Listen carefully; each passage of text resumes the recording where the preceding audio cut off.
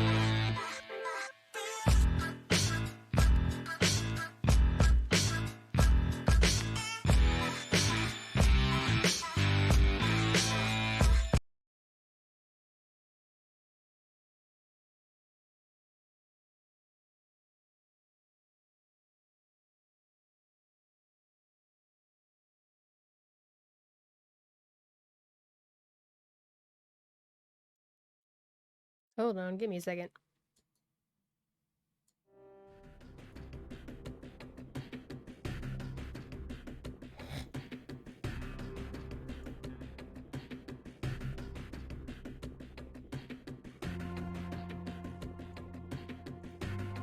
Hello.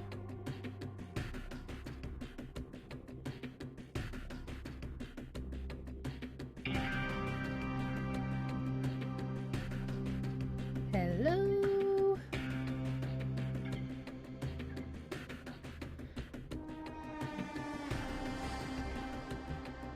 Welcome to the stream.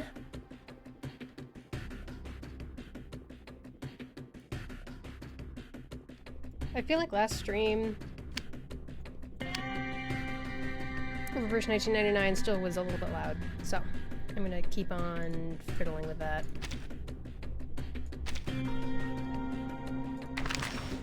Hello, welcome.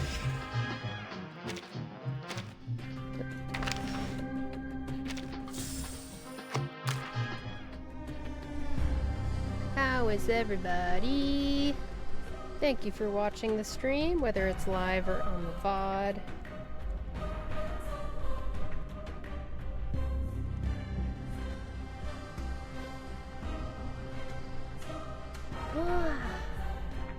It's so nice. There's actual sunshine outside my window.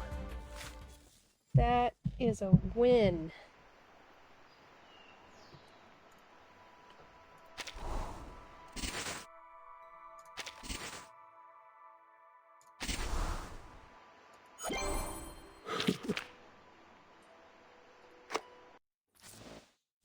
Rain or shine. Huh? Thinking of switching Jay's just as good as Johnny. I've tried all kinds of drinks. Keela, you've got your own Kayla to find. I've tried all kinds of drinks. Along the Rio Grande. Oh. And I walk with care. And Palo Duro has settled up. And the wind blew through my hair. A beautiful and dangerous land, but I will never go back. For it is only in my dreams, my dear, that I will walk that Texas track.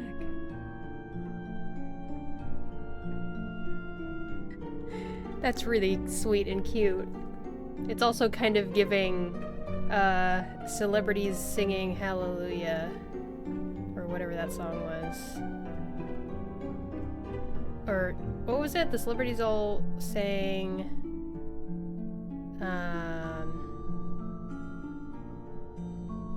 oh yeah, they sang Imagine by John Lennon, I think. While the living stay Anyway, silent. still sweet.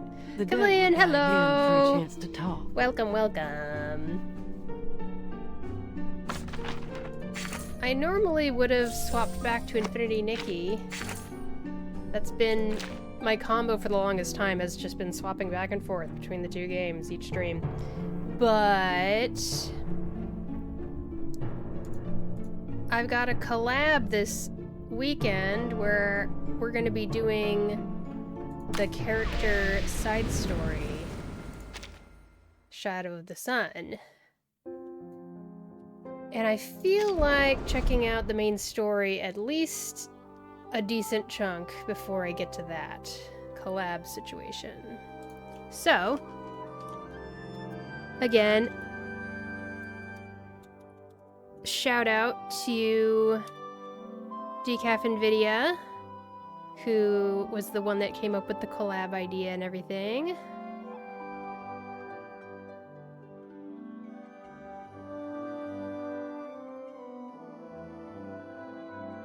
I think that'll be so neat. I hope people tune in. I'm still wobbling between whether I'm gonna actually stream it here or I'm just gonna be a guest on Decaf Nvidia's stream. Unsure. I might, like, I don't know. If Duar is available to mod and stuff, then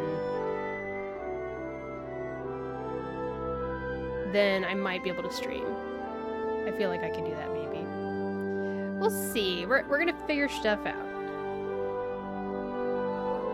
Oh yeah, I started a new follower goal because we hit 100 last stream. Yay! So the new follower goal is 120. Make number go up. Basic stuff. This music is interesting. I don't know what genre to put this under. It defies genre as I listen to it.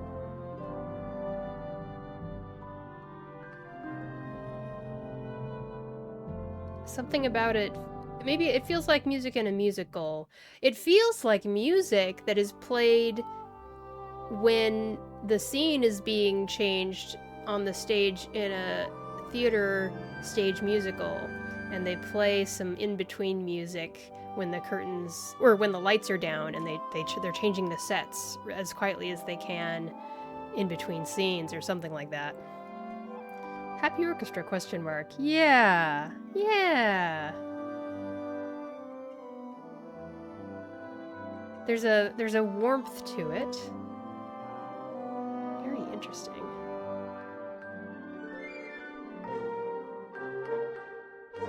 And it's a very long track. It hasn't repeated yet.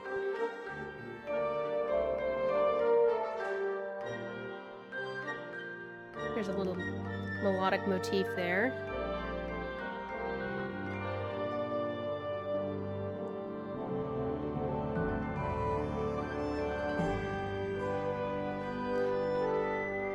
Yeah, the strong melody really gives me Broadway musical vibes. Kind of opposite vibe to the previous Ulira music, but in a good way. Yeah! They're both kind of pop, but they're completely different kinds of pop. It's interesting. I just noticed there's a folded paper crane. Just like the paper cranes in Infinity Nikki. Apparently I like games with paper cranes in them. Well, as one might expect, I have not touched this game since the last stream. That's another reason why I wanted to stream it, because it's like, okay, I'll play more of it if I stream it, so... Okay, that felt like the track ended. Let's see... I guess we'll just dive in. Don't have much else going on. Has anybody else already played this story? I wonder what people have thought of it so far. I'm curious to see what's going on with Tooth Fairy.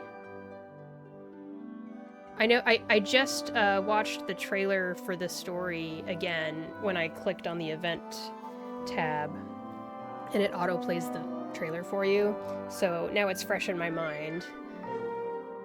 I finished it. I liked it a lot. Oh, that's nice. That's a good sign. We seem to like and dislike the same things so far. Man. This instrumentation also reminds me of Muppets Christmas Carol. Such a good movie. And also takes place in London.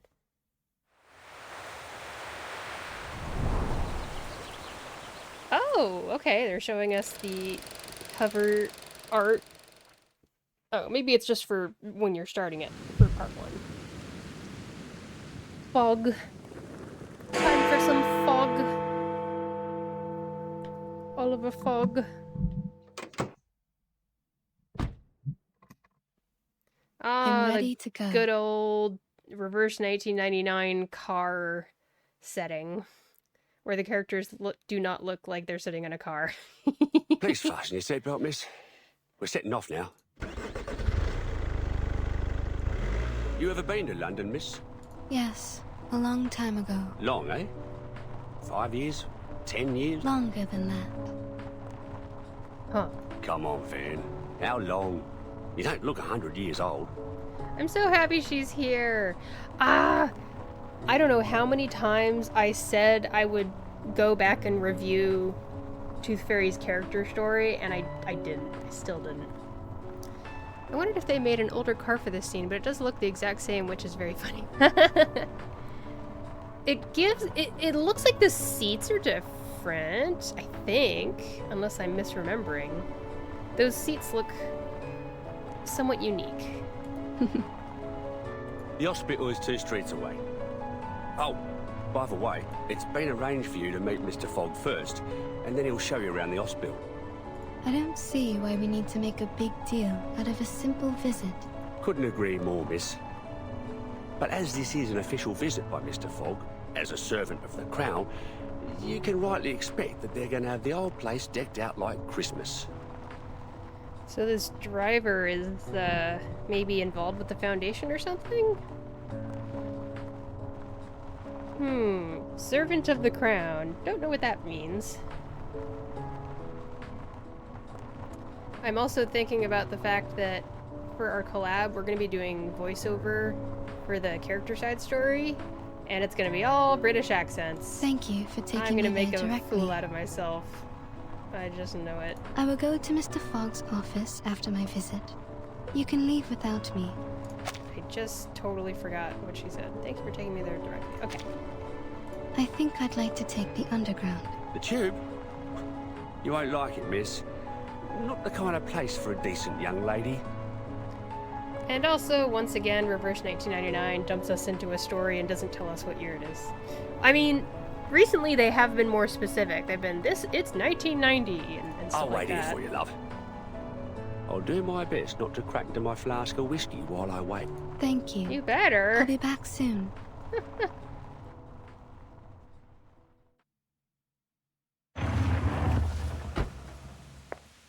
Ooh, cutscene.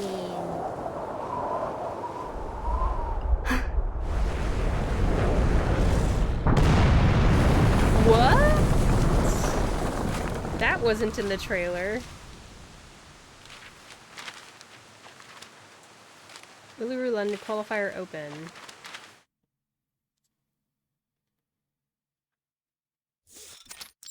Fog attacked the building.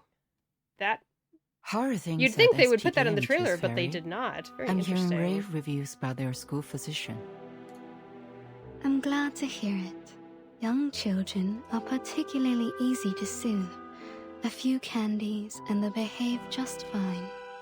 I'm so happy that Tooth Fairy still sounds like Tooth Fairy. Not just the voice, but the writing sounds like Tooth Fairy. This line right here is the most Tooth Fairy thing I have ever heard. A little toffee or a nibble of a fruity sweet, and they've forgotten all about the Tooth Fairy's taste. A proper dose of sweets serves to calm the nervous system, and that doesn't just apply to kids. She pulls a piece of milk candy out of her pocket and softly places it beside Madame Z's mug of strong tea. Also, I don't know if you guys have noticed, but on Twitter and stuff, seems to be a lot of people shipping Madame Z and Tooth Fairy. I have no idea why, to be honest. I don't know if... Was Madame Z featured in Tooth Fairy's character story a year ago? Or, you know, I guess a year and 4 months, maybe? Because I can't remember what kind of interaction they've had. Your work here is undoubtedly busier than mine at SPDM. Besides, you're directly responsible for our timekeeper, the little troublemaker. Tooth Fairy called us a troublemaker. But I am sure you didn't summon me here all for a little chit-chat.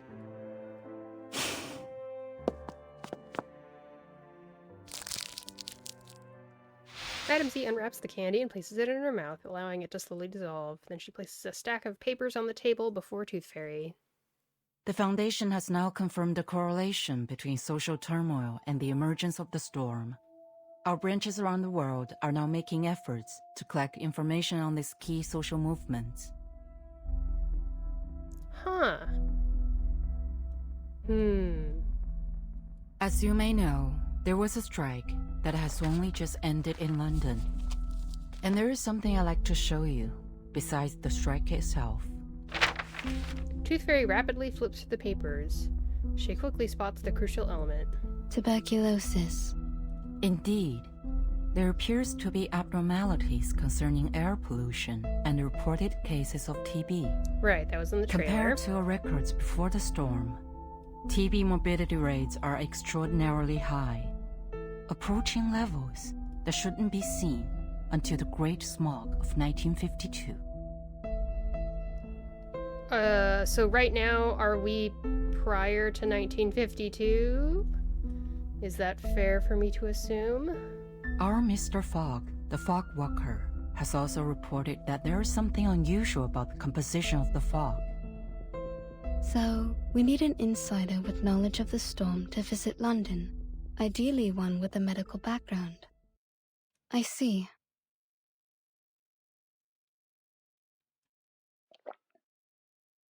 A mug.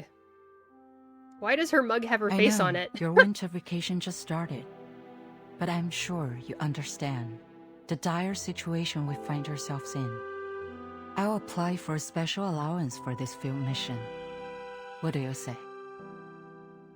Huh. I'd be happy to go. Perhaps I'll collect some rare teeth from this era. Good luck then. Mr. Fogg will contact you when you arrive. He is our liaison between the Foundation and the British government. He'll take you to the hospital, handling many of these respiratory patients. Well, Chameleon says, "My lips are sealed," emote. You will be given full trust to resolve this problem. To be honest, I don't know which of my statements you are zipping your lips sealed about, so that also helps. There is something else. The Uluru Coal Fire will soon be held in London. It may factor into your investigation. Uluru Qualifier.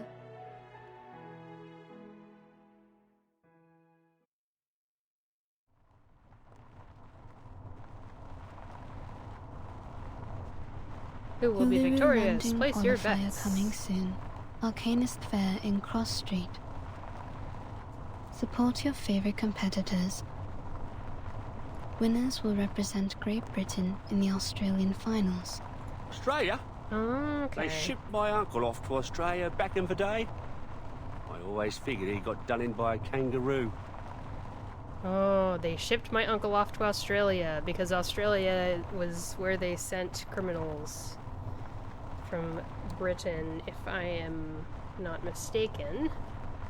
But if the smoky gets any worse, I think I might chance it. Which is how Maybe I'll find him in the Great outback Britain there. colonized Australia, I Or at think. least avenge Is how him. it works.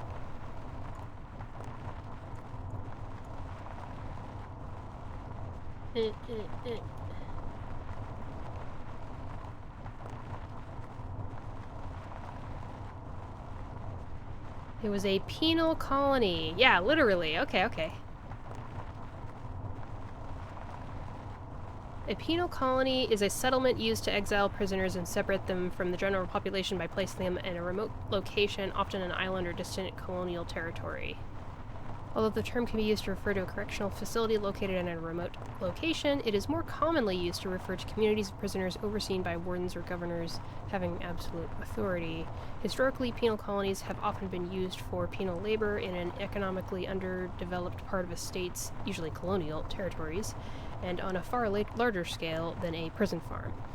It's the first two paragraphs of the Wikipedia article on penal colony. So that's what... Yeah. I feel like as an American I didn't get taught a lot of that stuff in school. Or if I did get taught it, it didn't stick. Because I didn't start my Adderall medication until I was 15. With a tense frown, Tooth Fairy folds the flyer. The Uluru Games are not her current focus. I see. That smoke seems to have severely damaged that hospital. But We've seen worse, miss. You wouldn't believe how many houses we lose a year to gas line explosions. Nothing much can shock us Londoners. It's a city where you can meet arcanists from all Londoners? over the world. Is that Arabians, accent North Africans, Indians and genuine? Japanese. Who knows what kind of arcane skill they can cast. the police are on the scene now. But can they really do anything to clean up the hospital? Well, Police have got their own way of dealing with things. None too friendly. I think you should bring this up to Mr. Fogg. He's one of the few folks that look out for the working man, and he's never afraid of calling out the upper class. I suspect sense. Mr. Fogg will have known before we did. Let's follow the path of this dark soot on the street. Maybe we can find it, or its owner. As you like, miss. The car makes its way eastward, weaving through the increasingly narrow streets. Now, let's see.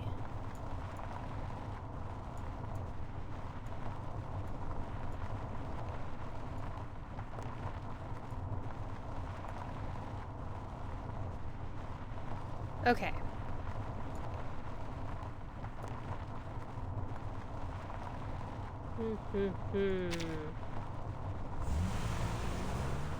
Seems it's leading us to the East End. Only thing that comes out of the East End are drunks, tramps, and Jack the Ripper. I heard that they, like, identified who Jack the Ripper was or something in the news. Only took them over a century to find justice for the women he killed. If that's not just the perfect example of how justice works, I don't know what is. The brake screech as the car comes to an abrupt halt. The car shudders from some impact as a child's scream fills the air. What a sentence. Bloody! Sudden stabbing pain strikes the nerve in Tooth Fairy's temple. She almost stumbles as she rushes to exit the car. Really? The driver pokes his head through the car window, scrambling to justify his mistake. Miss, I swear to high heaven that I have not had a drop of drink today. This is the East End for you. Either you hit someone, or someone hits you. Okay. Please, miss, take a look for me. Tell me if I hit anything. I can take it. It appears there's no one in front of the car. No one? Huh. I'm up here! Hmm? Look up there, miss! Tooth Fairy looks up to see a flurry of papers fluttering and spinning through the sky. A particularly vibrant bundle of fabric resembling some kind of burlap sack hurtles through the center. I like descriptions like that. That's cute. Can you catch me? Sack. Huh? The little girl's skirt catches the wind and she drifts weightlessly through the air. The colorful scraps of paper spiral through the air and swirl around her. They're all Uluru flyers, still waiting to be distributed. She's being lifted up on the wind. Is this her arcane skill? If so, she's amazing for her age. She gently descends, seemingly headed straight into Tooth Fairy's arms, but at the last moment, she shifts direction and lands softly a few steps away. You lose. You ain't going to qualify for nothing like that. Are you hurt at all? Why would I be? It's not even as high up as a canary nest. It's no sweat with the help of little wind. But the Sutakiki was hurt. The car hit his waist. Sutakiki. Is this Sutakiki your friend? Yes, but he ran away. He's probably angry. I bet he's still around. He don't forgive easy. She points toward the shadowy alley to her left, where, in a dark, smoggy corner, a pair of glowing eyes peek out from behind a garbage bin. Is it a carbuncle? See? Over there. That's the Sutakiki. And I'm Flutterpage. Could you bring your friend out? I'd like to make amends if I hurt him. Especially if he can't work. Oh, he doesn't work, but you still need to apologize. Chameleon says, "Baby attack!" Flutterpage or Sutakiki? Flutterpage turns toward the alley, waving into the shadows to call over her friend. Come on out, Sutakiki. This bloke here wants to apologize to you. What the? The Sutakiki stirs in the shadows, disturbing the pale yellow smog before suddenly leaping forward. Oh, it That is. thing doesn't even have a waist. And he's as big as a kangaroo. Big as a kangaroo. His waist is right there. Can't you see? A frightened critter Oh, is this dangerous. game. Please stay back, child. Ooh. I like that. I like that particle effect. That was great. Oh, new music.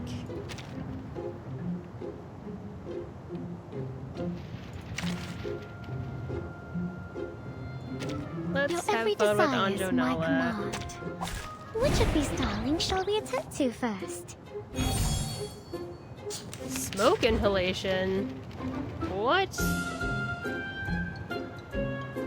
When the bar is full, inflict 4 instances of poison on random enemies and 4 instances of poison on random allies.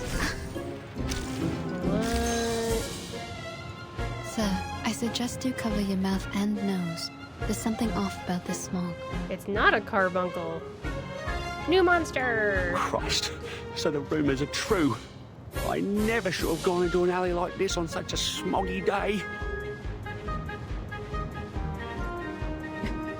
Kiki! He's looking at the end of the alley. He must want to go that way. The smog's not as thick there. I think he wants to escape. Maybe the smog's harmful to him too. I'm so happy Medicine Pocket is here. Love her. I admire your courage.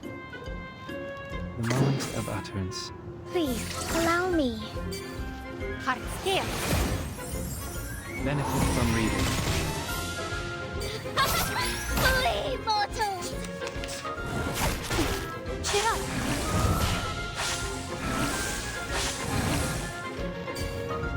That's a lot of poison stacks. Wow.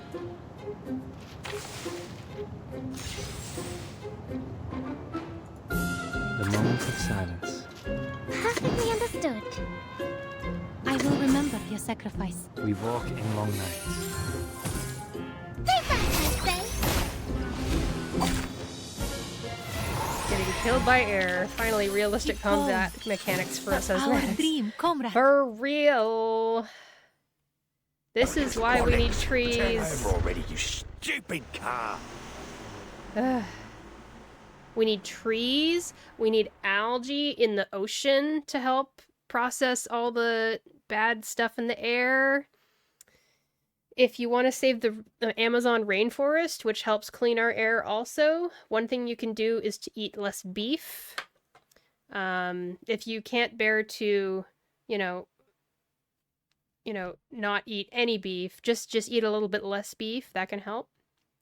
Because the amount of beef that Americans consume, especially, but just the overall beef industry is so crazy huge that they are like burning down the Amazon rainforest to make more grazing area for cows for beef.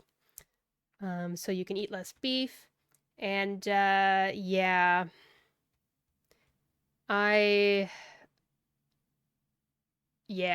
have to take it into our own hands if we want to save the environment. That's all I'll say about that. The engine roars to life again, its pistons drumming the retreat as the car careens through the streets. Why did Mr. Driver run away like the Sutakiki? He was worried for his car. If it got damaged, it could cost him his job. Lose his job? Oh, got it. I don't want to lose my job neither. She's like, oh, say less, okay. The little girl gives an empathetic nod, but a child her age has no place in it in anything to do with the word work. Well, it is London, and I don't know what time it is, what time period we're talking. He has a car, so I wager he makes more than 6 pence a week. How did he get that job? Can I do it too? I suppose you could, once you grow up. Here, open your mouth. Tooth Fairy is like, I don't care. I just need to feed everybody my Tooth Fairies. Produces a shimmering jar of ointment made from ground golden fairy and lanolin, a concoction capable of soothing one's fear of swallowing a tooth fairy for the first time. Oh, of course she would make that. Yes. What's this? You were hurt. It's a kind of ointment. It will numb the pain if you ingest it, or reduce the inflammation if you rub it on your wound. I truly wish that I could cosplay Tooth Fairy. But it would be a lot of work to make her costume. Even though it looks kind of normal compared to other costumes in the game, it still would be quite a lot of work to do the headgear and that particular blouse and that particular, the brown dress that she wears. Was I hurt? I feel a little pain. But what do you mean by inflammation? Does that mean I'll catch on fire? I love how Tooth Fairy is just slightly worrying all the time. Her vibes are immaculate. I know. And it's like, always, you never know if she's like medicine pocket style of just wanting to get involved in everything, or if she, yeah, it's just constantly concerned about Take everyone's it, health. and you will feel much better. Doctor's orders, kid. She said doctor's orders, kid. That's so cute. The little girl's curiosity easily trumps her hesitation toward the unfamiliar. She stretches her neck and sucks Tooth Fairy's ointment-covered finger. Huh? I was like, was that what you meant to happen? It's a bit sour, like a moldy raspberry, but still sweet. Why aren't other pills as sweet as yours? I see. So you're a witch doctor, aren't you? Yeah. I can tell from your metal mask, teeth necklace, and the golden fairies in your jar. I guess That it's is not a far reasonable off. assumption. That's right. Yeah, So you she hit the opens other up to it. Must be. You even got the flyer with you. Why would a witch doctor be involved with the Uluru Fair? Maybe she's assuming that witch doctors are arcanists? Actually, I'm here as a doctor to investigate a tuberculosis outbreak. But the strange black fog damaged the hospital I was heading to. I followed the trace it left behind to this area. Black fog? There ain't no black fog. Around here, the smog is yellow. And sometimes I've seen black smoke puffing up from the factory chimneys. But never in Cross Street. The Uluru Games is for Arcanists, I think? Yeah, that's right. Yep. As like to So be an maybe arcane skill, I was miss. thinking, like, Lots those of Flutter us page arcanists think here. that all That's why we're all chuffed up for the Uluru qualifiers. witch doctors are arcanists or something like that? I didn't mean to do that. I can't wait for us to get back to this. Hello, Lusoka! Get back to what? As usual, you are very vague and I don't know what you're talking about. Good to see you again.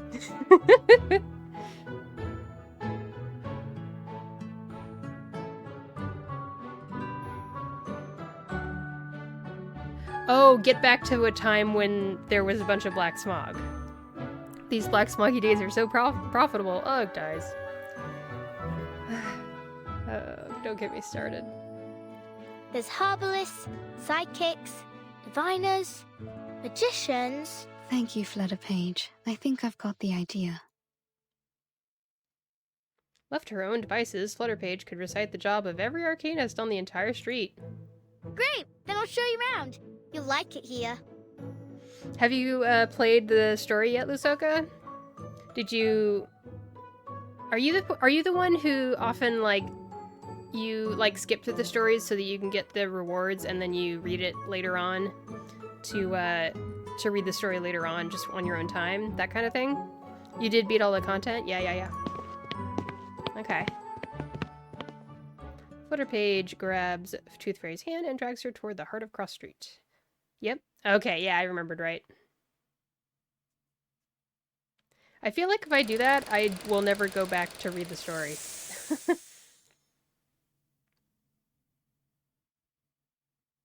And I do have interest in the story.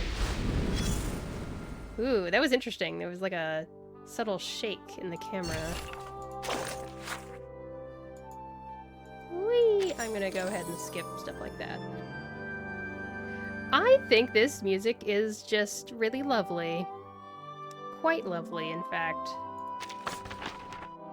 So, we got all this stuff. And this is Willow's 6-star side tube. Attack percent up. And when entering battle, gain 1 Moxie. For each point of Moxie the carrier consumes, gain Genesis damage dealt plus 0.4% and damage taken minus 0.4%, stacking up to 25 times. Let me do some math on that. Let's see, 0.4 times 25. So we can get that all the way up to 10% of each of those, and then if you level up the amplification, it'll be more. At the end of the round, if the carrier is in a channel status, the carrier gains poison damage dealt plus 2%, stacking up to 5 times. This effect lasts 3 rounds.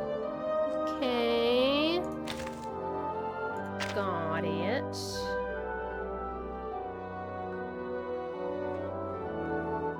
The usual stuff.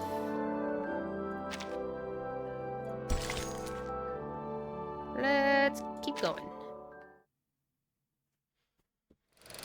Hope you're having a good day, Lusoka. Welcome to Cross Street! I'm having a nice day. I'm just so pleased when I see actual sunshine outside, especially in February. It's just like, it just feels like it's been so long since I've seen sunshine.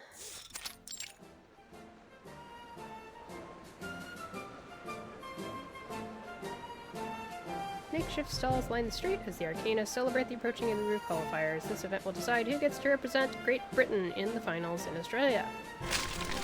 Flutter Page lets the last of the Uluru flyers slip from her fingers.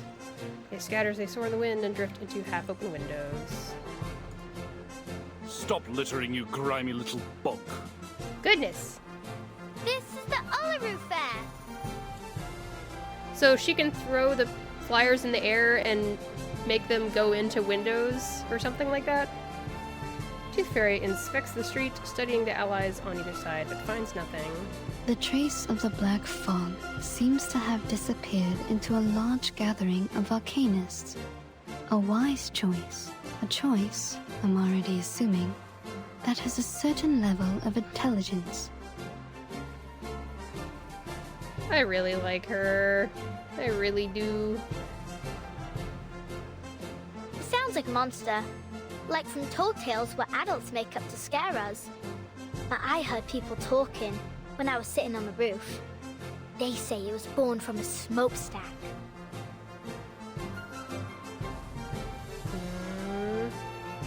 It does appear to have a similar composition to soot. There's a rumor going around. That's no good for the birds, Miss Doctor.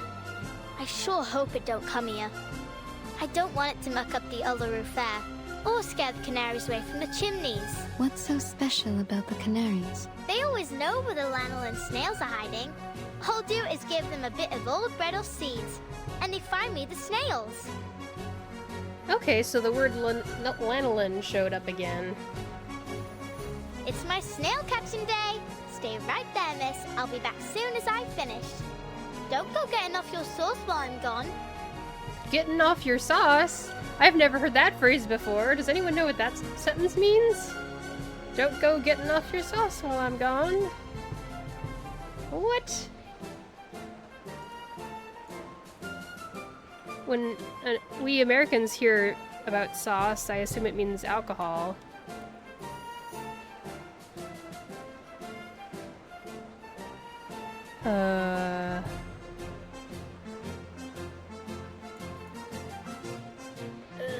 Urban Dictionary.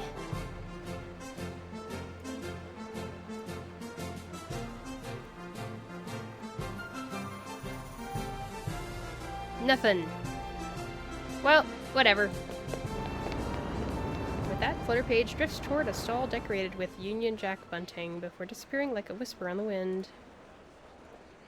A gentleman in a fine gray woolen coat stands tall nearby. He is utterly incongruous with the rest of the street. Oh, really? This is an Arcanist Fair Booth application form. You need only fill this, and get proper approval from the city government. Then no one can bother you. Are you selling something? What? Why? What? Anyway, This must be the person that was in that fight I did yesterday. The euphoric rain deep thingy. And I thought he was Heimlich. Approval, eh? What's the point? Oh, he's The talking games to will be someone over else. by the Okay. time they've even looked at my application. Are we entirely certain we even want to hold the fair in these conditions? Don't you think the weather now isn't appropriate for that kind of strenuous physical activity? What else can we do? We need to earn our bread, or perhaps you could clean the air for us, eh, Mr. Fogwalker? I'm doing all that Hey. I can. Oh, he has green eyes. Doesn't Oliver Fogg have green eyes? Which means you can't do nothing at all, don't it? Yeah, we're coughing. But what we make in a day at the fair here is more than an entire week anywhere else. Not like we have royal allowances to rely on. Unlike you. Enough of it already. Now, would you mind moving aside for the little lady behind you? She's been waiting a while. Oh, I do apologize, miss. Miss Tooth Fairy. I didn't expect to run into you here, Mr. Fogg. The pleasure is all mine, miss. Oh, where are my manners? Welcome to London. Someone coughs. Of course, we were supposed to meet in the office of the London Atmospheric And he's Cleanup checking a Committee. pocket watch. I'd have prepared a fine Indian tea for you. So this, man, this is why time travel stories are difficult. But I was called away to deal with matters here on Cross Street. It's a happy coincidence that you popped by. It will save us both some time. Can Oliver Fogg meet his father in the past? Mr. Fogg awkwardly fiddles with his gloves, clearly feeling embarrassed at the indecency of their meeting. Thankfully for him, Tooth Fairy seems more concerned about the issue at hand. Something the matter? You mean the air pollution? Not precisely, no. Though one could say the problem is related. In fact, it seems just about every one of our problems comes down to these sticky contradictions. For example, contrary to good wisdom, the people of Cross Street have opted to continue their fair, despite the obvious dangers of the fog. That's just unreasonable. You're the unreasonable one here, mate. Stop the Uluru Fair on account of a bit of fog. Fog in London. Should we cancel if there's water in the Thames next? Citizens should be made aware of the harm caused by fog, and reduce unnecessary outdoor activities. Pardon me, you lot government officials? A few busybodies gather near the two of them, ready to catch the latest gossip. Chameleon says, I think one of X's video confirmed that nobody had ever encountered their past selves and they're not sure why, so I would assume they just don't want to bother with the possibilities. LMAO. It's true. I mean, what if he's meeting his dad before he himself? But what if Oliver Fogg meets Mr. Fogg before Oliver Fogg is born? I mean, that's not meeting yourself. That's just meeting someone from your past. That's just meeting someone from your family. So, I don't know. But obviously they're not going to meet. Saying we aren't allowed to celebrate the That'd be Uluru too complicated. qualifiers? So what are you expecting us to do? Just watch the games and then pop off home? It's not like there are many events left for us arcanists to celebrate in our own country. Sir, you seem to have quite a severe cough. Oh, it's not so bad. Just a little curse is all. Doesn't matter none. A good arcanist healer can cure me. That's exactly what I've been talking about. A curse? Good lord, man. You have a disease called tuberculosis. You need a proper doctor, not a healer. Why would a healer be bad? Maybe this is just how citizens in Cross Street best comprehend the disease.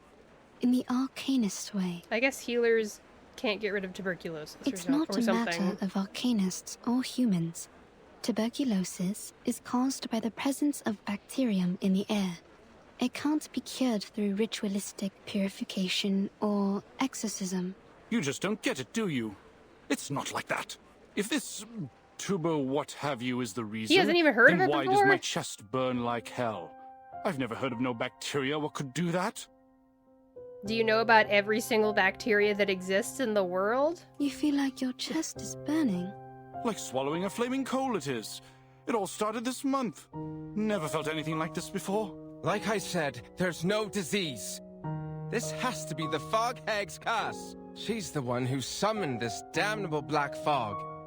She used to be a toad before she was thrown into an alchemist's cauldron and came out as a twisted old hag that haunts our street. Willow! Could you tell me more about the black fog? The vendor remains silent, shooting a hostile glance down Cross Street. Don't say anything about it. It'll bring bad luck. He coughs, waving his hand to scatter the attention of the crowd, then vanishes into the yellow smog. So now we have a fog hag? What's to come next, I wonder? He raises his hands in resignation, knowing that, as a gentleman, he should speak no further on the matter. Sometimes, despite being an arcanist myself, it's hard to understand my own people. But that's what they think around here. My colleague is presently out investigating this curse they mention. But, to say nothing of his intrepid skills as a ranger, I doubt he'll produce any evidence of this so-called hag. In fact, he... What? A long, sharp whistle cuts through the air, like that of a rider galloping across the plains of the land down under, but what follows is not the sound of hooves. Arthur, a little help, mate. We've got Hey! A hat riding a hobby horse races forward, its coat fluttering in the thick smog like a cavalryman returning from a reconnaissance mission. A dark cloud follows close behind him. Uh-oh! So, here it is. What's that after you now, old hat? It's the Black Fog. Seems I've startled it, and now it's sent our critters into the streets. Steady on. Let's charge like soldiers of the Great Emu War. Ah! I know about the Great Emu War. I can tell you the story if you're interested. I learned about it from Alveus Sanctuary, who I've raided many times before. Apparently, mankind lost against emu in a war in Australia a long time ago. Let's see. I don't know when it happened, but basically emus were so prevalent in Australia that they were, like, I don't know, eating food on, or eating crops or something, or trampling crops, and farmers got so annoyed that they went to the government and were like, we need to get rid of these emus. And the Department of Defense was like, okay, we'll give you weapons to shoot them. Even though it wasn't a Department of Defense kind of thing at all. So they went after a bunch of emu with a bunch of guns and completely failed to, like, cull nearly any of them. Like, they just did a terrible job, and the emus basically kept on thriving, and humans lost. So that was the Great Emu War. That's as much of it as I know. I recommend looking up more on your own time for more details. Good for Mother Nature, I think. Honestly, yeah. I think deserved. It's the hag. The hag's curse is coming for us. If you want to figure out how to work with Mother Nature, you need to not just resort to violence. Those nasty critters are coming from her garden. Run! Oh. What's going on there?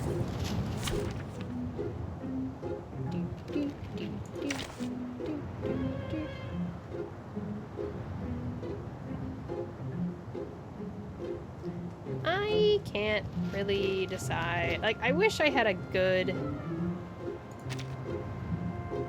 plant Let's DPS. go where trees and grass grow. Duty lies with you.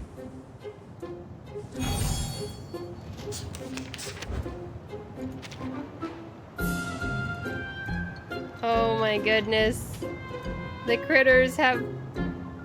They've made a mech suit. It's a critter mech suit. Oh my goodness. Look at that. It actually almost looks cool. Group Bunk Coal. Oh my gosh, the puns just keep coming. I will remember your sacrifice. Amazing. A moment of utterance. Heart still. Benefit from reading. Frost you with the armor of the forest. Easy peasy. Keep going. For our dream, comrade. Literally Voltron or May I something. say, I know, it was I think an there were honour 5 to of them serve as even. your bodyguard, miss. I'm Brimley, the ranger colleague of my mate here, Arthur Fogg. I wasn't hurt. Thanks to you. Mr. Fogg lightly brushes the soot from his coat before walking over to Tooth Fairy. Despite clearing away most of the black fog, his expression looks grim. Thank you, Miss Tooth Fairy, for telling us what happened at the hospital. We ought to make a summary of our investigation so far. Seasoned government employees are particularly good at providing summaries.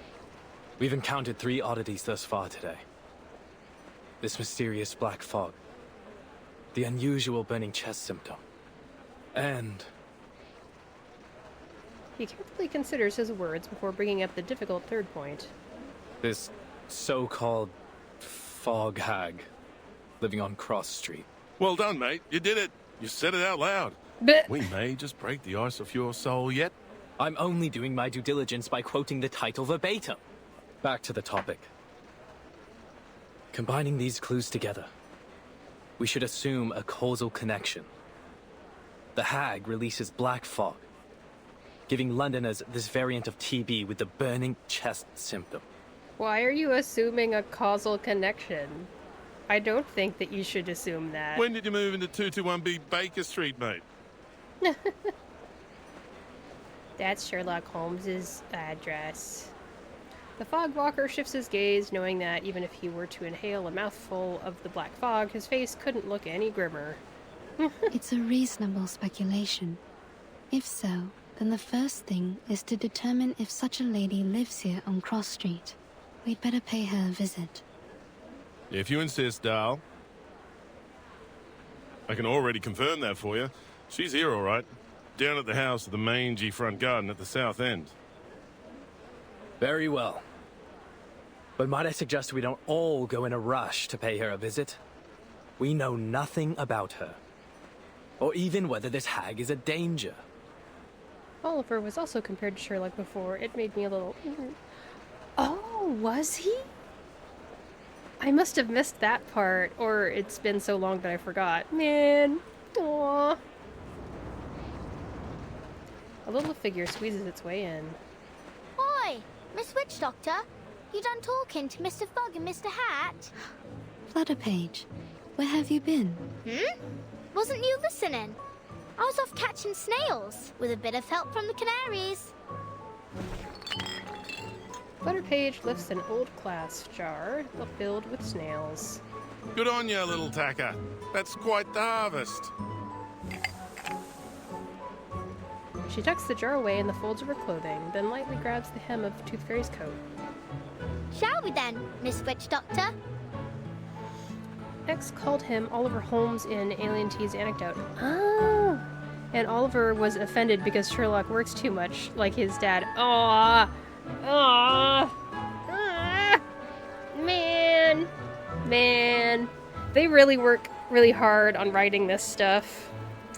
I must commend them. That's really good. That's really good. I like that. Where are you taking me? Thought I'd show you around Cross Street. Figuring since I'm the best guide here. Are you? Then, do you happen to know about the house at the south end of the street? Flutterpage ponders for a moment before her eyes widen in realization. Sure do. Actually, these snails are for her. You can tag along with me to see her if you like.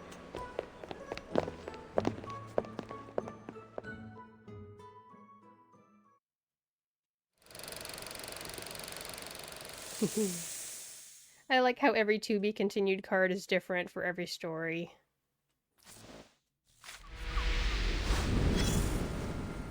Ooh, what was that sound effect? It sounded like a jet plane. Da-da-da-da-da. I really like this music! I really do.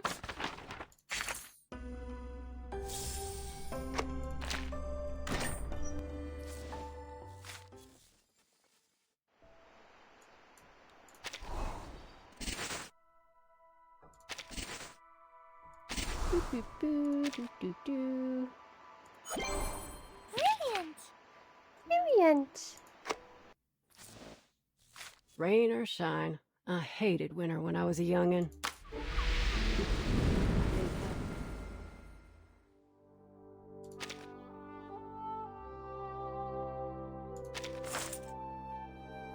This music is so cute. I'm gonna just say it over and over again.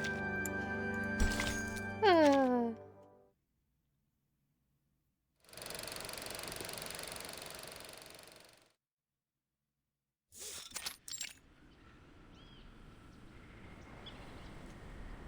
The smog in the garden feels unusually dense. It has taken on an almost milky, gelatinous quality. Oh my goodness, that is thick. The damp, fishy air sticks to the visitors. Sparse ivy winds around the ancient stone wall, its bare roots clinging desperately to it.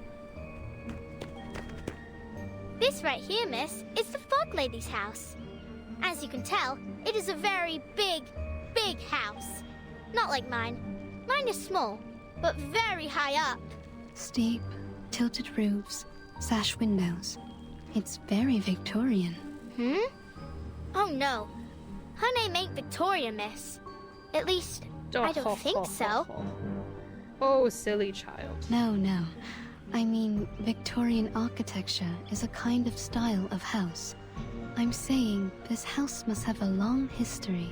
Oh. Too right about that, miss. It's been here for ages. Come along then. I'll take you in. It's been here for longer than I've been alive. Well, how long have you been alive? Flutterpage doesn't knock, nor does she touch anything resembling a doorbell. She simply leads Tooth Fairy straight to the garden gate. Oh my goodness. I love carbuncle sounds. Several carbuncles peek out from among the vines before quickly retreating, their eyes still locked on the visitors. Are these her critters? You lot are hungry today, ain't you?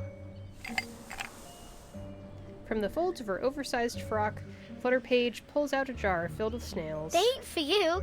They're for the lady of the house. Now please let me and Miss Witch Doctor through. The carbuncles refuse their entry, shooting out a few tendrils to form a blockade. Oh no! Sorry, Miss Witch Doctor. They was much friendlier before. You've been here before? Yep.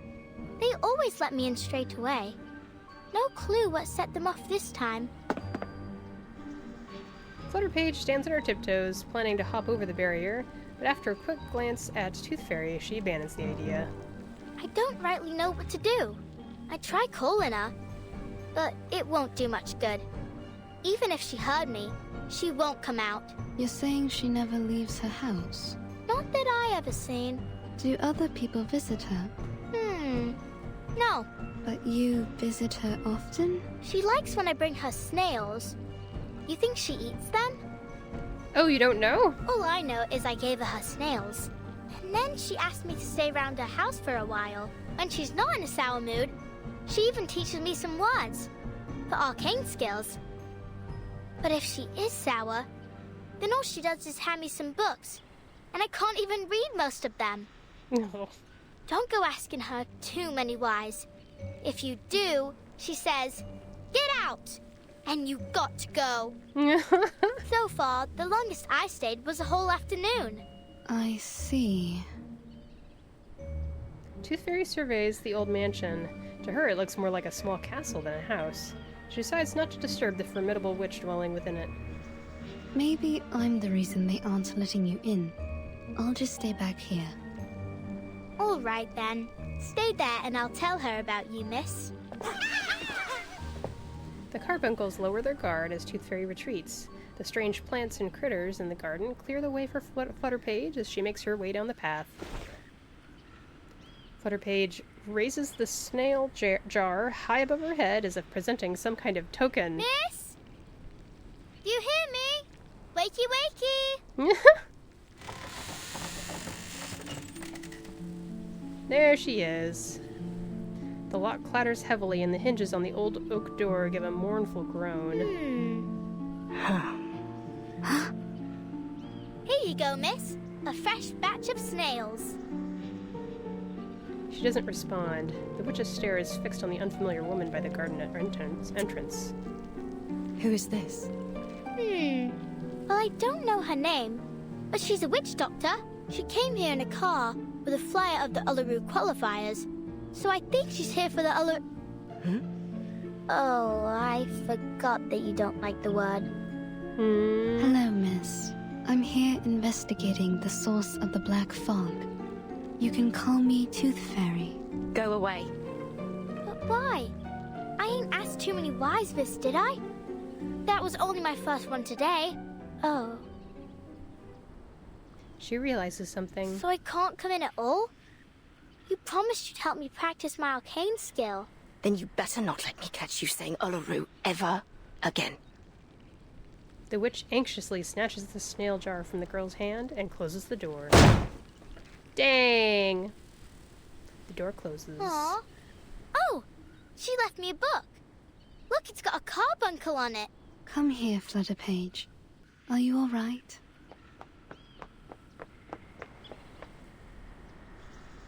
I thought I could play at her house today. Would you like to do something else? Like what? Like, see your new friend, Mr. Hat. Mr. Hat?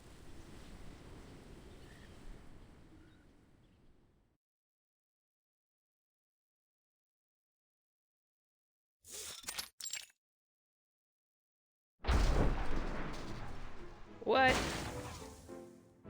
What was that? Ms. Flutterpage, I'll ask you to not wear me on your head. I know I can fly, but that doesn't mean you can treat me like a kite. Besides, I'm due to begin my patrol. I need to... A gust of wind blows Brimley into the hallway, spurring Flutterpage to give chase. That gives us some time for business. First of all, allow me to express my respect for your adventurous spirit. A haunted hag mansion whose owner feeds on snails. To visit her so quickly on your own initiative was a bold move, Miss Tooth Fairy. He now has no choice but to admit the existence of the witch. Here's your tea. No sugar, just as you asked. And of course, he has kept the promised Indian tea at the forefront of his mind. Brimley getting terrorized by a child is extremely good content, actually. Right? I love how unconcerned Fogg is about it. The connection between this lady and the black fog will require further confirmation. However, judging from our encounter, she doesn't seem to have much concern for the world outside her home. I also noted that the word Uluru seemed to irritate her. Uluru? As in the Uluru Games? Not a fan, I take it. It's certainly odd for an arcanist to have a negative impression of the games, though not unprecedented. Which reminds me of this letter. I suspect our Fog Lady might be glad to hear it. Mr. Fogg places a voiced letter between the two of them. The paper swiftly transforms into a wide mouth. Letter from the St. Pavlov Foundation Uluru Games Organising Committee to the Uluru London Qualifiers Organising Committee, copied to the Office of the London Atmospheric Clean-up Committee. Due to the rapid deterioration of air quality in London and the presence of an unidentified arcane-related tuberculosis outbreak, we regretfully have decided that the Uluru London qualifiers will be cancelled until further notice, to protect the health of competitors and spectators. Right, yeah. Competitors still wishing to participate are encouraged to register for the qualifiers in Paris or other cities. The paper folds itself up and drops back onto the table. Mr. Fogg sighs. I received this shortly after submitting my report concerning the events on Cross Street. They're right. They're gonna blame it's him. Better for everyone's help. No objections here. But it's certain to cause a stir. Miss Tooth Fairy, you saw how passionate the citizens were about this event. What it means to them. They'll eat us alive when we announce this. So much more so that it's cancelled because of air quality. The firm will not be pleased, I can assure you. This great city will be the laughingstock of Europe. If not the entire world. Unless there's a way to clean the air in London.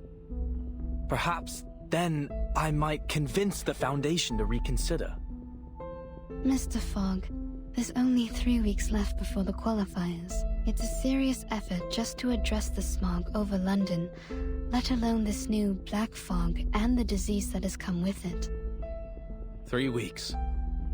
1 for making plans, 1 for enacting said plans, and still 1 more for the final procedures. He is a go-getter. He slumps into his chair with his arms crossed and glares furiously at the voiced letter on the desk. What are you doing now, Mr. Fogg? Thinking, Miss Tooth Fairy, is how I make the plans. He's pretty cool. Brimley, fleeing pursuit, eventually finds his way back. Forgive me for interrupting, Arthur, but I had to call off my patrol earlier than expected. I'm afraid I need a favor of you, Miss Tooth Fairy. Would you mind helping us with some of the sick? After that black fog rolled through, patients with this tuberculosis variant seem to be multiplying as fast as hares in the Great Artesian Basin. Okay. Real quick, I'm going to take a quick little break, get up and stretch, use the restroom. I recommend you do the same, and let's meet back here in just a couple minutes. Real quick. And the next section is going to be a big ol' boss fight, I think. Alright, meet back here in a couple minutes. Be right back!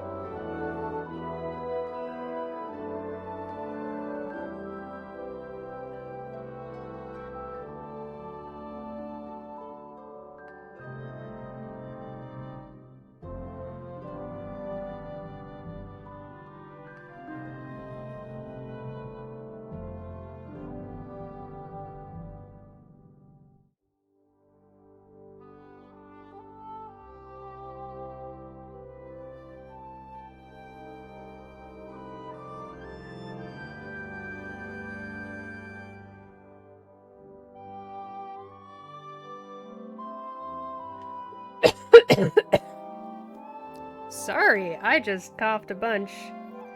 And I had already unmuted the mic. Oopsies. All is well. I totally, like, took a drink of water and it went down, it almost went down the wrong pipe.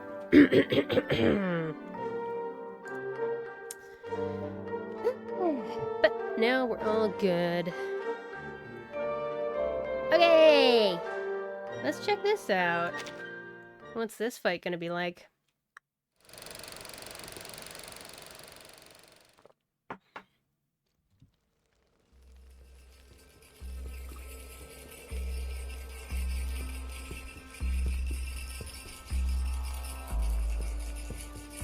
Through misty woods, on paths concealed by haze, he thrice died and thrice was born in ancient days. Guide me rightly, that I may not stray.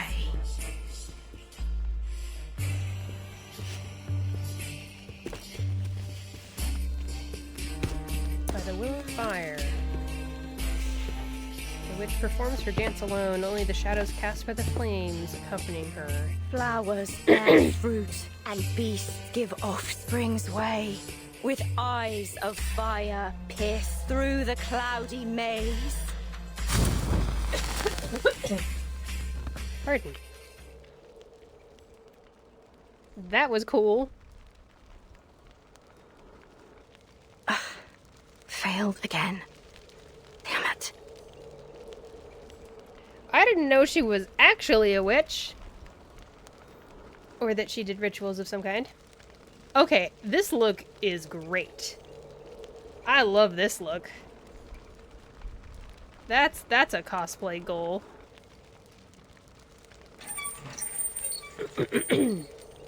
She clenches her right leg, her fingers turning white at the tips. I won't get anywhere so long as I can't move right. Ooh. Does her accent remind anyone of like a Gaelic or Irish accent, maybe?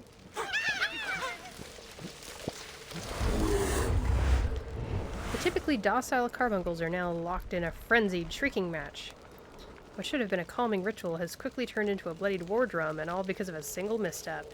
Oh dear. Enough! The last thing this haunted old place needs is another crazy... Oh, already. Here we go.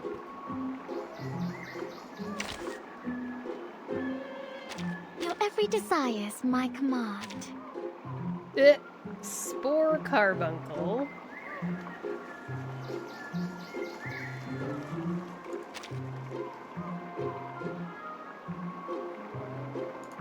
I want to play with 37 more. And now, also, more mental I characters belong is to better. this set. Who ate beans?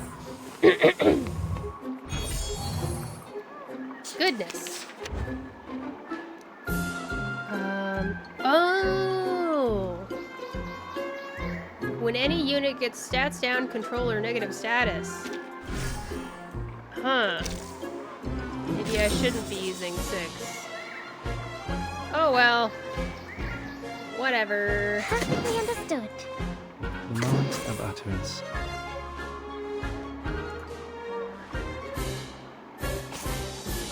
Someone call Ezra, we need mushroom control. I know. Oh dear. Oh, I love Ezra so much. I admire your courage. The moment of silence. Heart still. Please, allow me. Stay back, I say! Are you a rational number?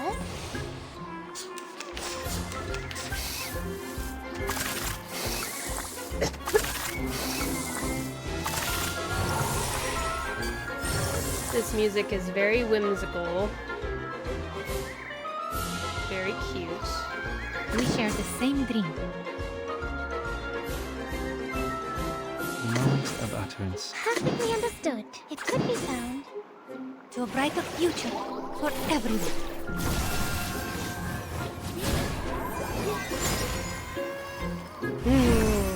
Till until the torch is You lit. know, if I do the character survey for Willow and I think she's fun to play, I might try to pull her. I just want to have fun in this game, you know?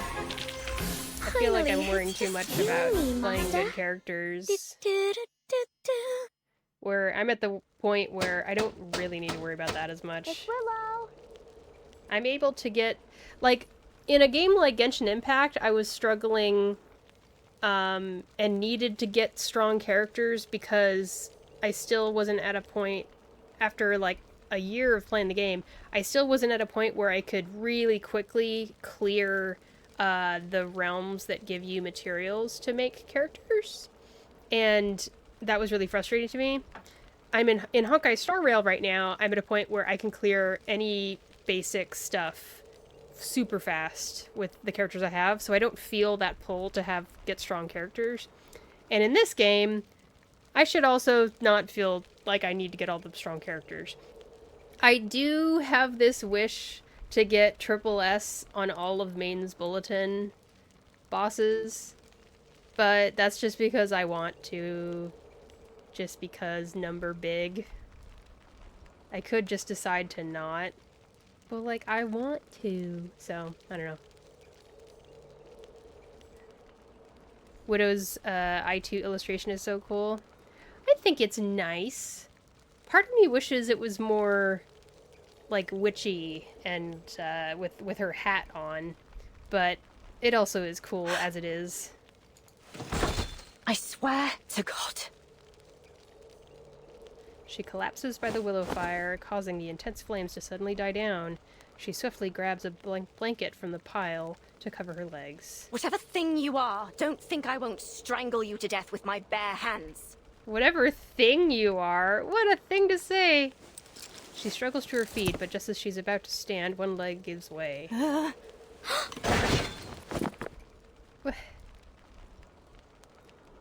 Is she unpracticed on her prosthetic? That's strange.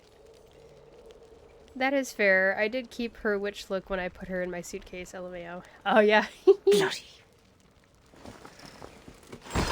She tries to lift herself up for the second time, but can only support half of her body. She looks up to find a little face among a pile of stitched and restitched clothes. There could be no more embarrassing or infuriating way for another to behold her. You! What are you doing here? I only wanted to show you the arcane skill you taught me. Flutterpage nimbly gets back on her feet, bouncing around as she shakes off the dust. I'm a little worried. I'm a little bit worried about Noir. Noir is a character who has a wheelchair. And I don't feel super convinced by Reverse 1999's depiction of disability in characters. Like, they are sympathetic, but they also feel like they make them way weaker than they really would be in real life.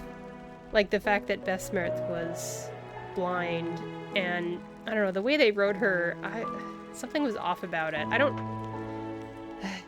have personal experience with blindness, nor do I have any friends or family who are blind or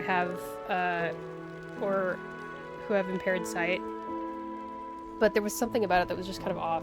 And now this, with like Willow stumbling because of her prosthetic leg, it just feels like they're wanting to make us feel pity for her, and that doesn't feel great. But maybe it's a recent injury, who knows? Oop. Seeing that the girl is unharmed, the witch turns her face, hiding her fleeting look of concern. But you are in a bad mood, aren't you? What happened? I promised I didn't call you Miss Willow in front of others. Oh, she has a rule about calling her Ms. Willow. You said I can call you Miss Willow when it's just you and me, right? And you actually listened? First time for everything, eh? But it's not about what you call me. Then what is it? She stares at Willow in confusion. Suddenly she realizes why she's lying on the ground. Let me help you up. I don't need it. With a flick of her wrist, Willow's coat and hat leap onto her like loyal dogs. I think Argus was pretty good representation of a chronic illness, actually. Her almost obsessive behavior and denial hit pretty close to home. Oh, that's a good example, actually, yeah. I think that you're right. I liked that. That's an example of one that worked. I didn't even think about it as a disability. So that was good writing, because I didn't think of it as a disability. I just thought of it as, you know, she keeps on eating the frickin' Picrasma candies, darn it.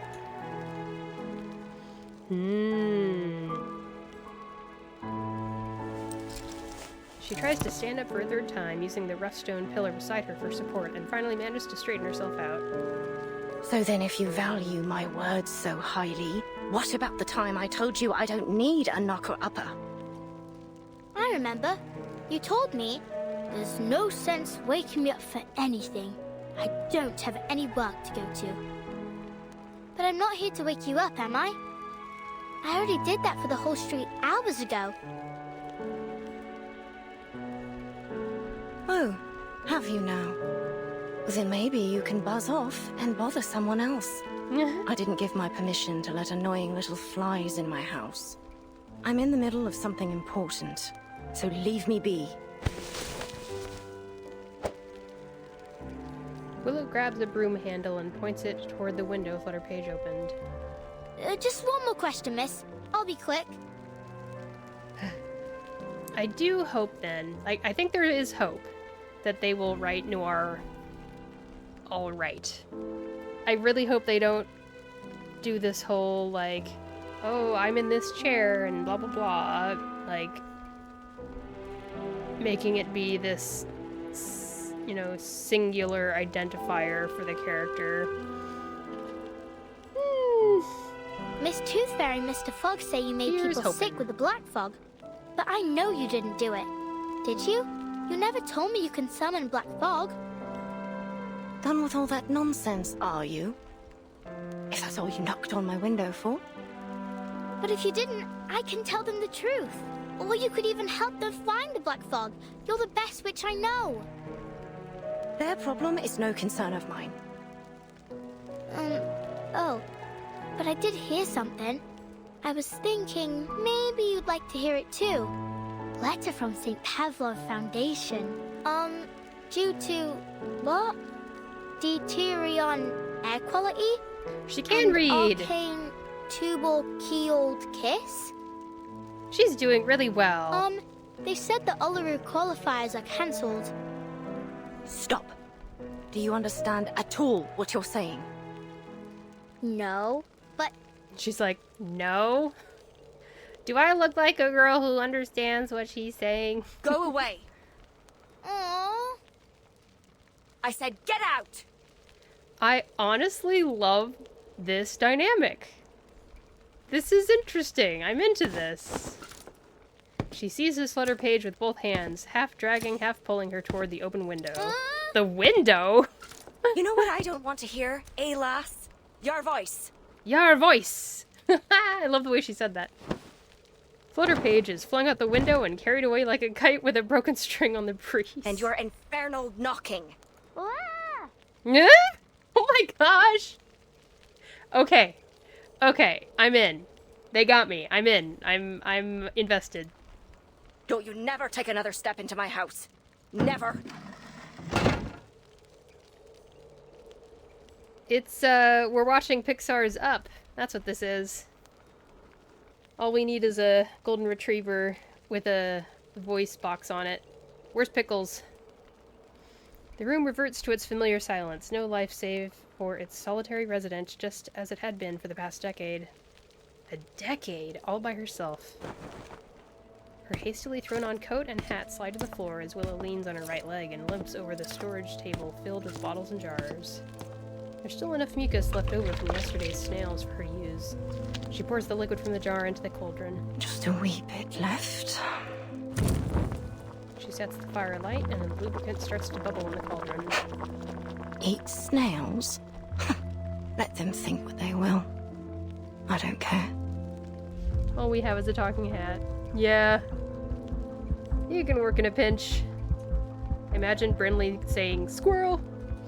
The Fog Hag. A toad monster. Failed work of an ancient alchemist.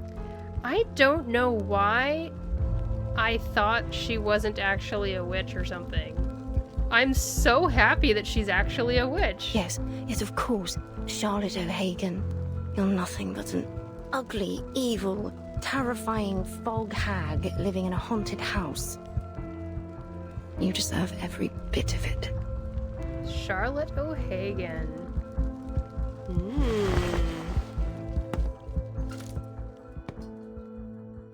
She lifts her eyes and gazes out the window. To her surprise, she can see a moon, a flurry of small clouds slowly making their way across it, and a flock of silhouetted birds swooping and swerving in tacit harmony. Like the white sheep that roamed those vast rocky hills. Ooh? Like the witches in black robes, who danced together in perfect unison. What an age. At last, witches no longer need worry about being captured in their sleep, pierced on a stake, or burnt alive. Our next competitor is our witch from Ireland, a once-in-a-generation talent! She was out? The ancient rituals are different now. We dance, communicating with spirits like a joyful game. The Uluru Games! Or a graceful competition. And the winner for the floor ritual is... A desirable...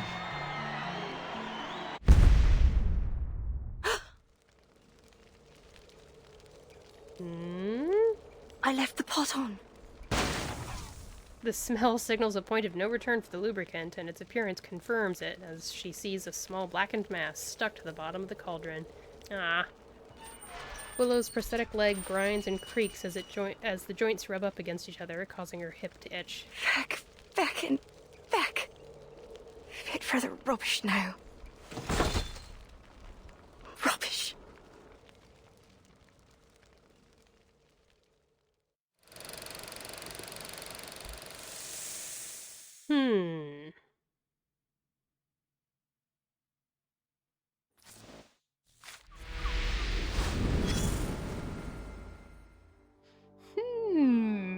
Very curious.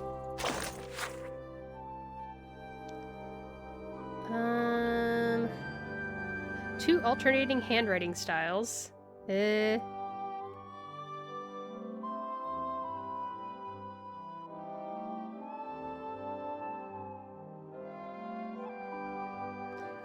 Oh, I'm teaching you arcane skills so you can fly, not crawl. Ah, feck. Fecking feck. I hope I'm not actually swearing if my audience is in Ireland right now. Apologies. Wait, oh, that's right. Did that thing at the end mention Ireland? It did, didn't it? Ah, how do I... I think it did. Oh, this music is so nice. I'm in love with this music. So cute.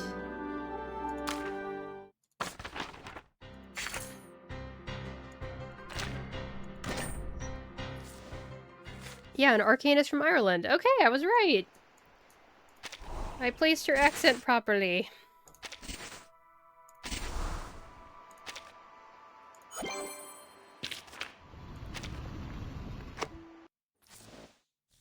Rain or shine, I hated winter when I was a youngin'. There we go.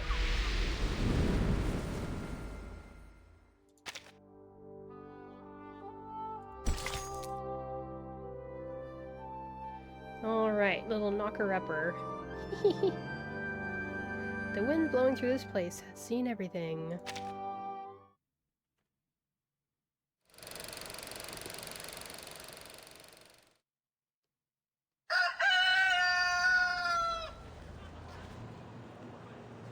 As morning breaks, the rooster crows announcing the start of another day of hard labor for the people of East End. In this land of industry, shipyards, and factories, there is a dire need of coal, fuel, and the labor to sustain them. And by the way, type Final Magic. Hello, how are you doing? I forgot to say hi. Thanks for stopping by. Hope you're having a nice day. I am having a pretty good day. I mentioned earlier in the stream, and it is still the case as I look out the window, is actual sunshine outside, which just is an automatic good mood maker in my case. Instant plus 10 to my happiness stat. Also, I finally kind of got in touch with the rescue I'm getting my pet rats from, and they're hoping they can fit me in this weekend to come pick up the new baby rats, so I'm really excited for that. Yep, just chilling. Nice. It's good to be chilling. Have a nice chillin'. Good morning, sir, madam. This here's your wake-up call. Rise and shine, wakey time. Ooh, red, red, red, red. Yes. I'm excited. Even though the rat emote doesn't always show properly in my chat when I type it. Oh well.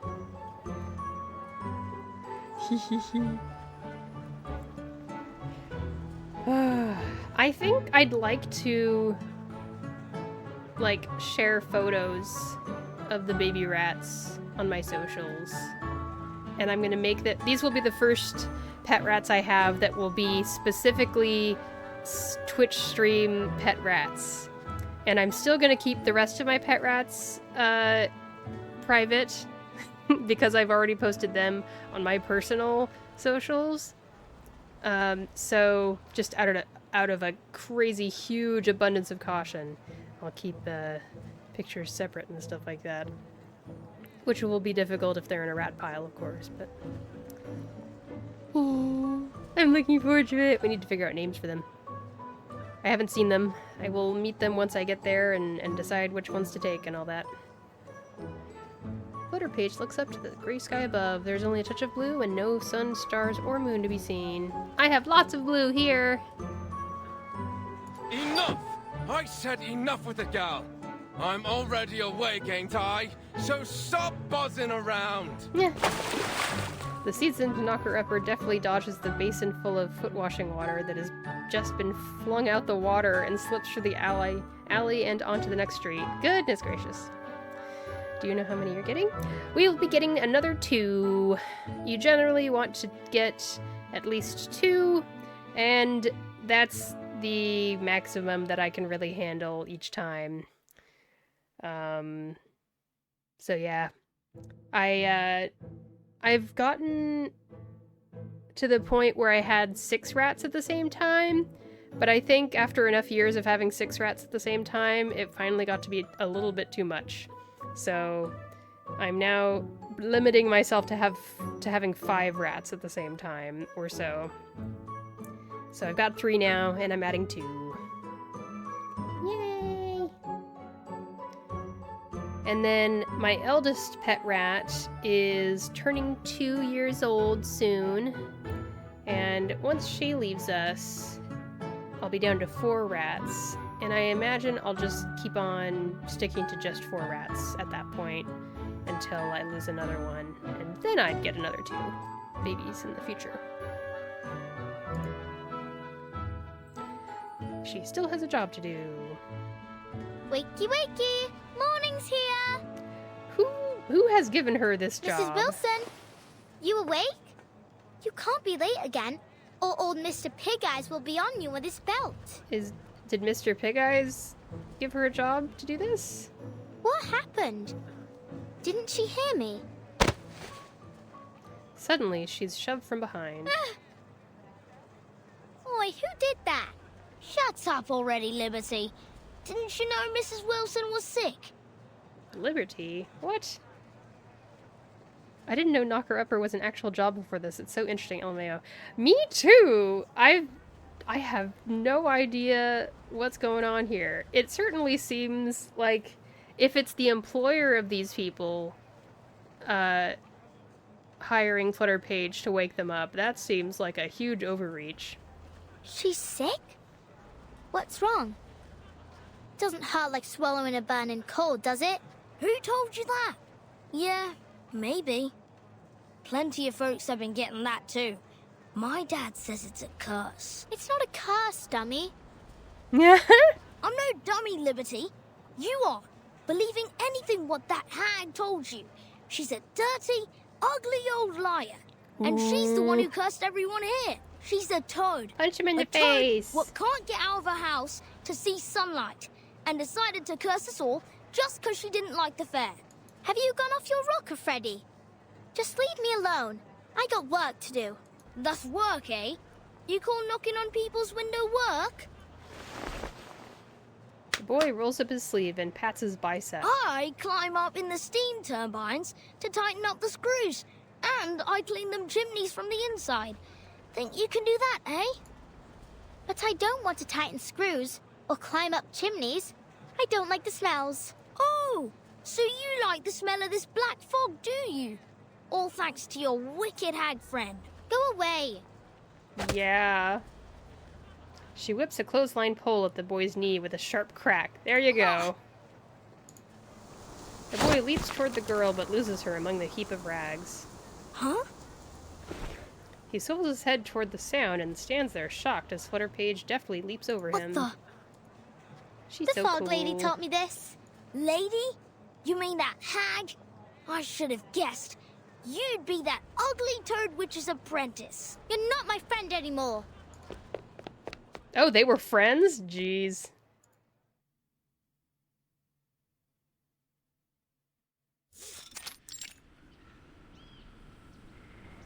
The old mansion looks just as it always does, from the strange garden to the ominous building half lost in the haze of the smog.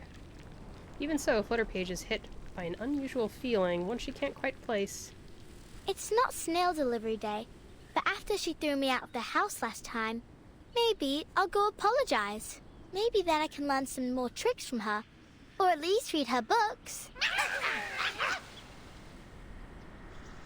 The creature eyes her wearily. Hello, hello. Now why didn't you let Miss Tooth Fairy in last time? She's not a bad person. She even gave me some flying medicine. It was sweet and sour. Apparently people hired the knocker-upper directly? Interesting. Huh. I guess pre-alarm clock? You think Miss Willow's lonely? She needs new friends, and maybe some flying medicine too. The carbuncle seems to reject her assessment, leaping side to side in a clear display of defiance. But this time, I won't go through the window. Not that I get why she was so mad. Was it that I stopped her from eating breakfast, maybe? Well, time to figure it out. I bet if I walk in from the front door, she won't be so angry. Flutter Page enters the garden like she always does, except this time the carbuncles don't make way for her. Uh-oh. They leap at her. What's wrong? Flutter Page swings the clothesline pole but fails to drive them off. They close in on her, malice in their eyes. Fortunately, reinforcements come galloping through the smog. It's Brimley! Miss Flutter Page? What in the blazes are you doing here? Good lord, I hope you didn't get hurt. When alarm clocks were neither cheap nor reliable, apparently. Interesting. So a knocker-upper was more cheap compared to them? Huh. Yeah, I wonder what technology was needed to finally make alarm clocks reliable. Curious. Mr. Hat! Didn't pay very well. Yeah, I guess they, like, just found a kid to do it, probably. Just like we see here. Miss Bartley, I'd advise you to please stay a safe distance back. No. Just look at the state of this garden. Oh, Charlotte, what have you been through to fall this far? Caroline Bartley. Huh. Oh, I didn't realize there was going to be a fight here, but clearly there is. It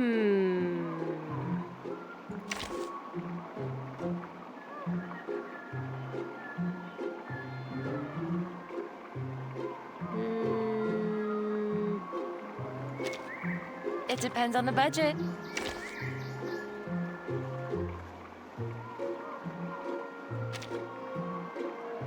Wait. Give me 10 more minutes. Join with us, comrades.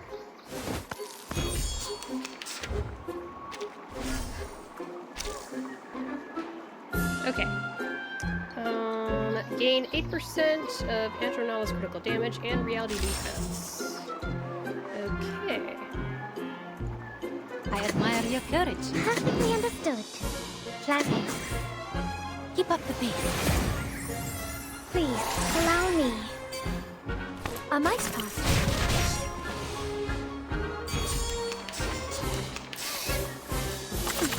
Cheer up. Mostly the elderly or pregnant women, according to Wikipedia, but apparently in certain towns it was part of the police's morning patrols. Ah. People living by themselves, I imagine. Curious. We share the same dream. Sandy. To a brighter future for everyone.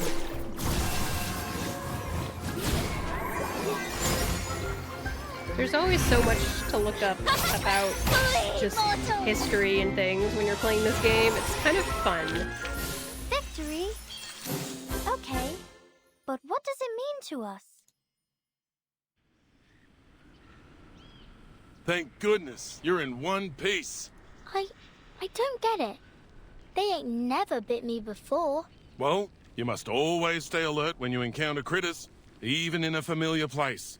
That's some genuine ranger's advice. A ranger? Are you really a ranger? Can you be a ranger without a real horse? Will I get a hat like you if I get to be a ranger? She's such a kid. Fortunately, a hat's range of expressions doesn't include awkwardness, or much else for that matter. Hi, miss. Are you here for the lady living here? Flutter Page circles the unfamiliar lady, looking her up and down. Miss, you look a lot like Miss Willow, the fog lady. So straight and proper like a swan. Miss Willow, you said? Oops. She broke a rule. Claps her mouth before realizing she wasn't the one to utter this name. Yes, Miss Willow. Did she say you were allowed to call her that too, miss? Allowed? Even her sigh carries an elegant, melodious quality. What kind of nutter has she become? Thank you for taking me here, Mr. Brimley. I can handle the rest myself. She makes a gentle motion with her hand, signaling that she has finished talking. You're welcome. Let's go, shall we, hey, little tacker? It's not safe to leave you here.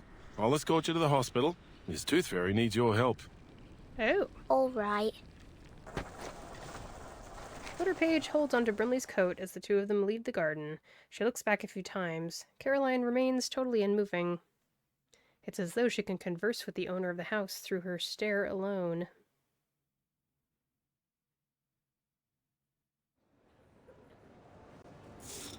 Oh, where are we now?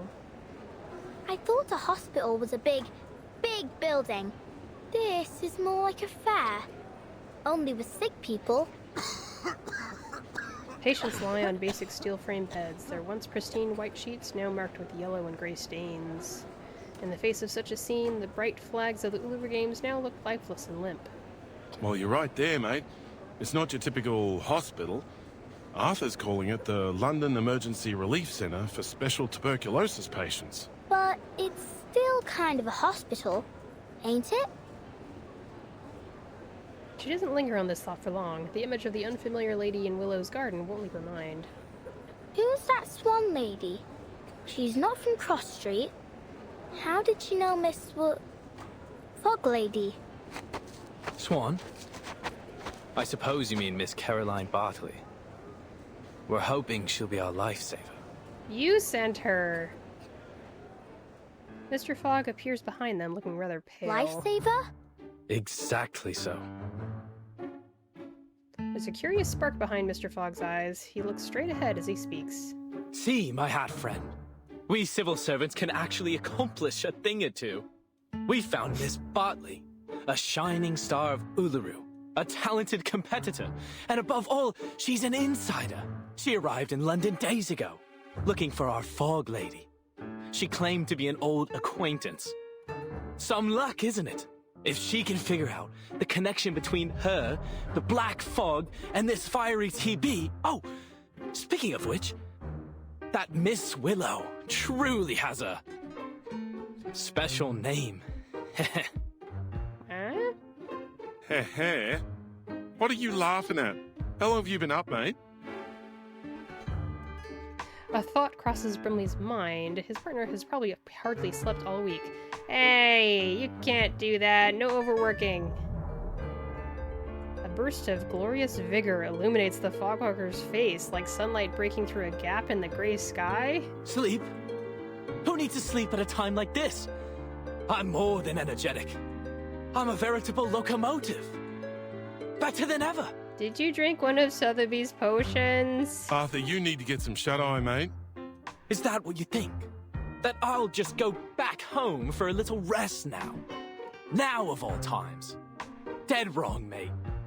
We've got rounds to make at the London Emergency Relief Centre for special tuberculosis patients. Come with me, my chapeau chap. We've got a city to save. Something's up. Mr. Fogg grabs the hobby horse and forcibly drags Brimley away with him. Oh, all right. Miss Flutterpage, go find Miss Tooth Fairy, would you? She said your arcane skill might be of some help. Ah, I liked the sound editing on that line. That's great. What episode? This, 5? Maybe? Well, I guess we'll see as soon as it's over. It's almost done. How are you doing, Bless? Welcome to the stream. I hope you're having a good day. I am enjoying sunshine outside my window, and it has raised my spirits quite a bit. The two of them quickly vanish into the streets. My arcane skill? What a profoundly strange man. I'm convinced he seems professional. Help? How can I help a witch doctor? Maybe Miss Tooth Fairy will tell me.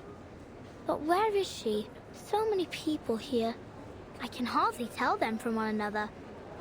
Oh, but she has got those golden fairies with her. Maybe I can see them, like how Miss Willow taught me. Oh? To control the wind, you need to learn to see it first. Oh? Can you see the wind, lass? Only when it's blowing something around, like dust or old paper. But I ain't got nothing like that with me now. I used all of it when Freddy tried to catch me. Is there anything else I can use? She scans through the pale yellow smog, the fluttering Uluru flags informing her of the wind's direction. Oh, I see it. The wind picks up, and the flags, along with the people's clothes, start to flutter in the same direction. What with this wind, eh? Where's it coming from? Oi, me hat! Please, is there any good Samaritan who can spare a blanket? Oh, God bless you. The smog dissipates in the wind, and for a brief moment the air is noticeably clearer in this small corner of the world. Hey! Hey! Flutterpage is gonna be a critical element of the resolution for this story, I believe. At one of the beds, a little golden fairy is being held by its wings and placed into a patient's mouth. Of course. Miss Tooth Fairy! So weird. Flutterpage. It'll never not be weird. There you are. She swiftly closes the patient's mouth, making him swallow her bizarre medicine before walking briskly over to Flutterpage. What's wrong? We've got to find a way to clear up the sky. All right.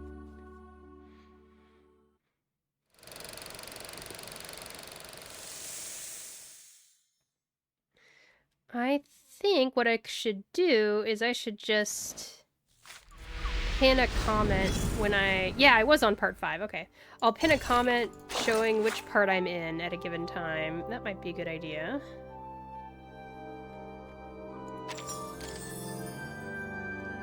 Still love this music. It is very cute.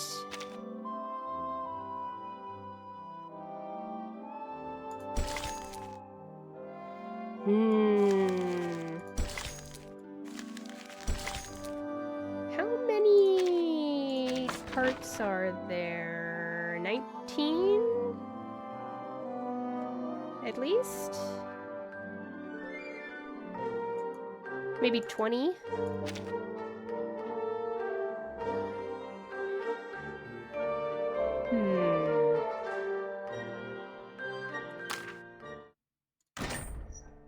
I'm tempted to do something else. I can't decide.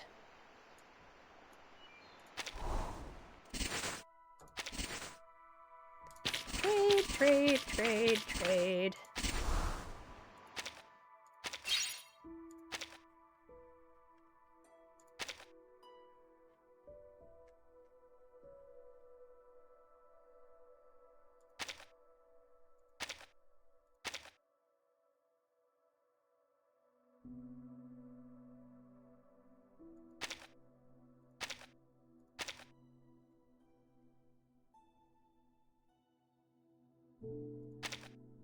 I know there's likely no reason to do these, but whatever. They're here.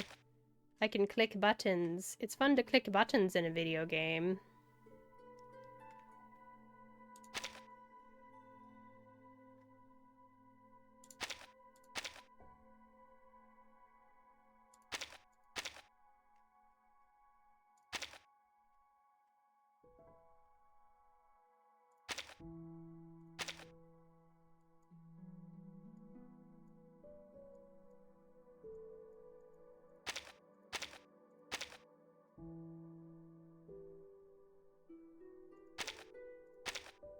I think they'll upgrade it in a future patch, so it might be useful to have money lined up.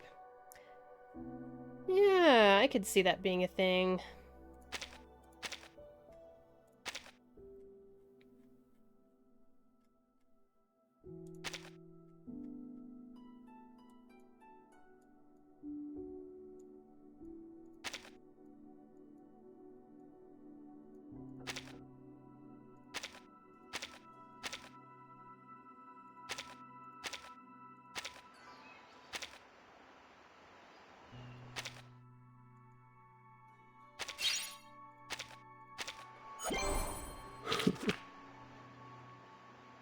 Argus. I don't regret pulling her for one moment. Rain or shine, I hated winter when I was a youngin'. I didn't have no warm clothes.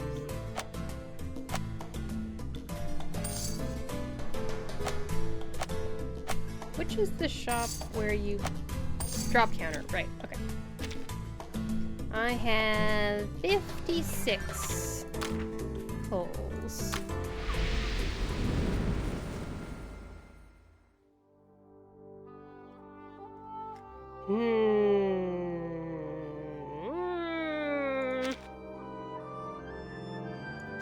Sure.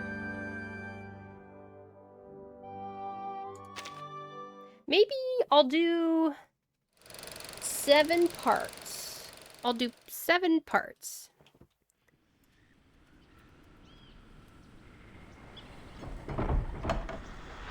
I'm gonna do that, and I'm gonna pin that message right there.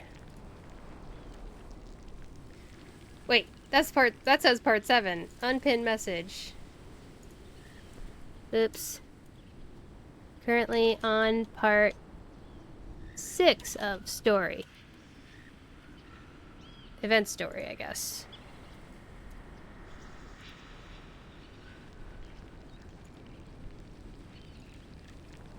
There we go.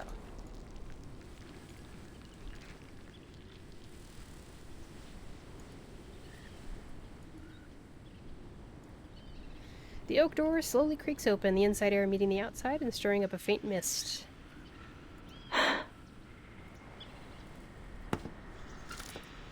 she struggles her way through the garden, a brazier in her arms. Been near a week. With every step, her right leg gives out a painful creak. She looks at the half-open window. This week has seen a number of uninvited guests, but not one of them was the one she'd been hoping to see. That curious little thing who flutters back and forth like a sparrow. This is how the world works. I should have known. I'm always too naive. She misses Flutterpage! She carries out her usual task of clearing out the garden. First, she gathers dry twigs and leaves to use as kindling. Then she strikes a match, throws it into the brazier, and waits for the fire to grow. I don't know what a brazier is. I thought that a brazier was a bra. But apparently it's also a portable heater. Well, there you go. You learn something every day, especially if you're playing Reverse 1999. As the fire intensifies, she gathers the trash from around the garden, most of which is flung into her garden by her neighbors, and adds it to the fire. A dead mouse. Classic. Sure to disgust me. Wait, you think someone put that there on purpose? You have a garden. Maybe it's just a dead mouse that was there naturally. Willow picks up the decaying mouse carcass and tosses it out into the flames, the fire flaring up so fiercely it nearly scorches her eyebrows. In the early years, she would often watch from the window, her dark eyes fixed on the people who passed by. And rotten apples and eggs from that boring old codger. I suppose he's down to his last teeth now. Soon enough, the only thing he'll be eating is porridge. Bit of comfort in knowing he hates porridge. Even now, the old mansion's doors and windows remain firmly shut. The owner's face hasn't been seen for many years. All the neighbors know is that a fearsome witch lives there. Hands burnt by steam. It's a curse. Bumping into ghosts during the Samhain. Curse. Lost everything betting on the ponies. What is this line about? Interesting that she brought up a curse, because that's something the other city people were talking about.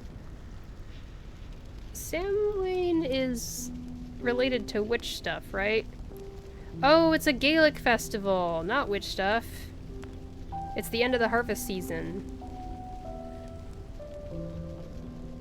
And then, I don't know what she's talking about in terms of betting on ponies. Each and every misfortune must surely be Willow's curse.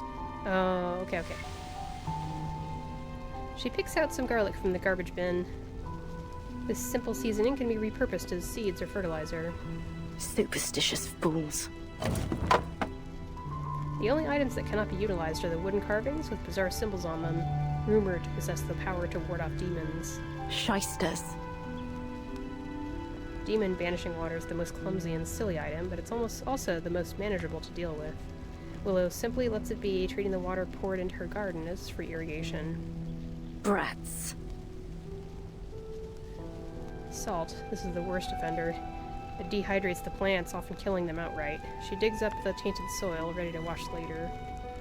So she just gets... Well, now these are like, new, aren't they? Vandalized all the time. Wonderful. Sooner or later, they'll all cough their lungs out. Click, clack. The stiffness in her right leg is unbearable. Mosquitoes incessantly buzz in her ears. Moments later, Willow's leg gives way, and she collapses into a patch of potato flowers. Soft, soggy soil.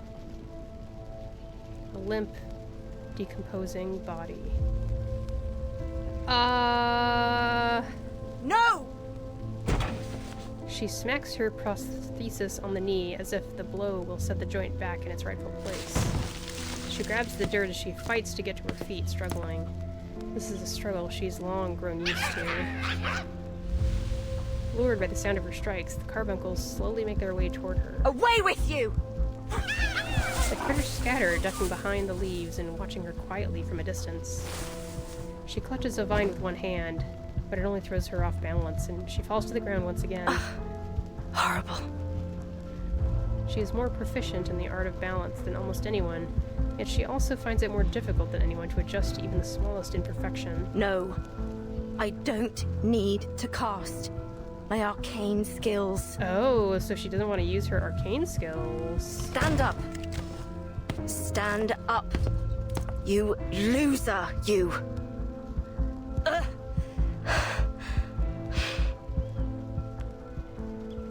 I need machine lubricant. I suppose I need to buy some. This time she makes it to her feet. Clack, clack. I can do this. I will do this. All by myself. Her steps grow clearer, more steady. She grips the delicate metalwork of the gate. Nothing to it. Let's go. Her leg clacking like a slow, mournful melody, she steps into the smoggy, somber streets of London. So, did she see a corpse in her garden, or was she imagining it? Or what? Huh.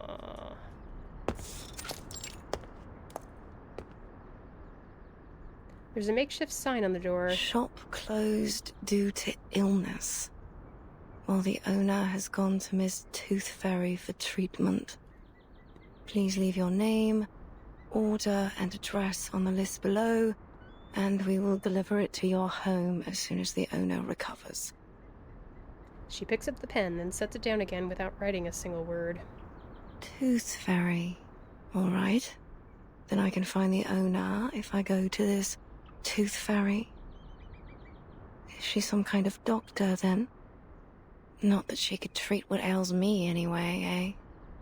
What other shops might sell canary saliva and lanolin snail's slime? She wraps her cloak tighter around her body in an attempt to fend off the cold, damp air. Well, you should go to talk to Flutterpage. She could find some lanolin snail's slime for you. All this time I could have done this.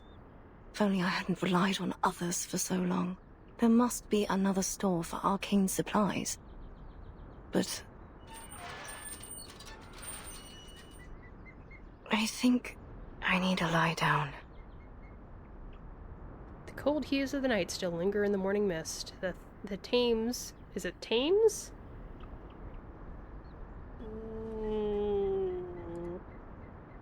Let's check. The Thames.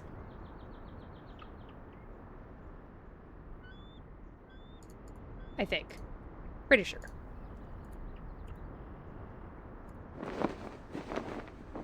Across the river, earth-red flags flutter like burning balls of fire. A smattering of white emergency medical tents are scattered below them. A trampled Uluru Qualifiers flyer floats down to her feet, brushing against her ankle. Sports fanatics. Black fog. Strange tuberculosis. All these things have nothing to do with me. All I need are my ingredients. Nothing more. I ought to just order what I need as a home delivery. Ask them to leave the package at the entrance of the garden once a week. As for the fees, I'll just have to sell all me old medals. That'll be enough to support me until I become a proper hag. Then I can never leave my house till the day I die. Oh boy.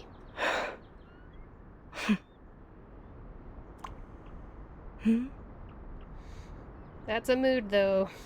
There's something dark rising up from the water. It's nothing special. A bit of old rope. Or an old boot.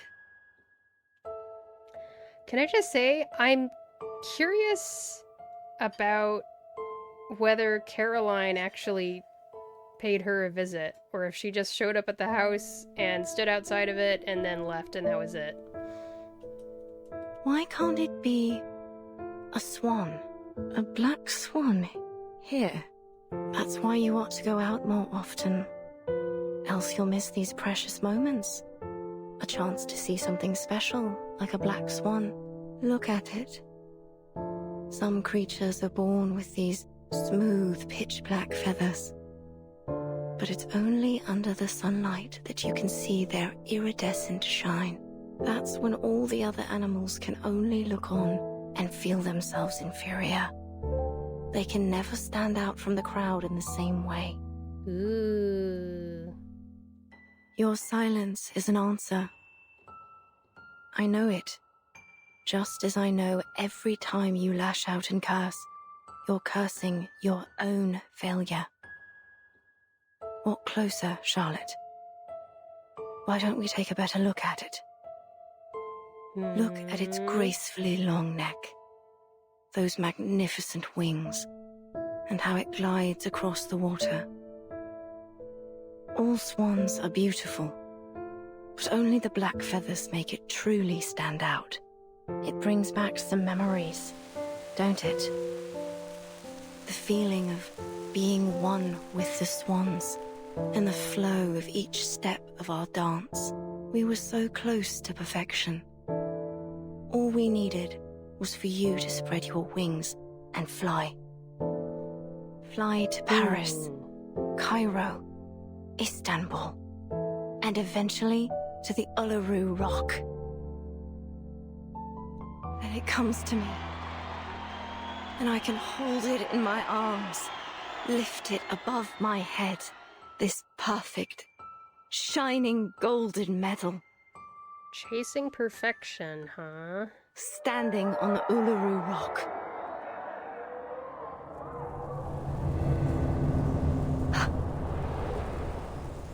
Miss Willow, but what are you doing out here? You've got to move. Black fog is coming straight for you. Ignore the noise. Eyes on the swan. It's only a tacky white swan, covered in soot. How ridiculous it looks now. Wearing that false disguise. The poor thing. It must have been covered accidentally. Miss Willow, why are you looking at that swan? It's dead. Of course it's dead and gone. That's right. What kind of swan would want to be with something so ugly and stained? Of course it's ended up alone. Died alone. What else were you expecting? You didn't really believe that spread your wings and fly bollocks, did you? Hello? Can you hear me, Miss Willow? You ought to thank the black fog for lifting your illusion. Now you can see it rightly. You're not some special black swan that was born to greatness. You're nothing but... Miss Willow, what's wrong with your leg? but a cripple. Come back for the paint.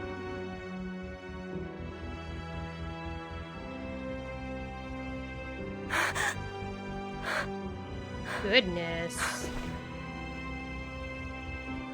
Willow lowers her head to see that Flutterpage is standing at her feet.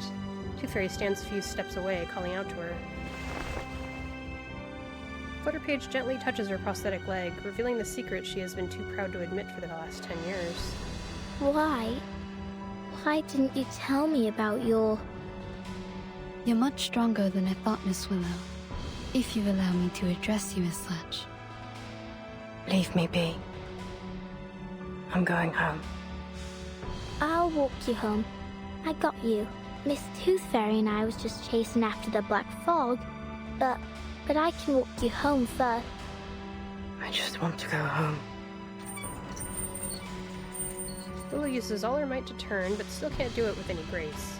Her stiff right leg continues to impede her. I'll go with you. She stretches out her hand and pulls at Willow's clothes in a clumsy attempt to stop her friend from leaving. Flutterpage. Willow swats her hand away. Huh? Stop following me! Miss Willow! I just want to go home! I...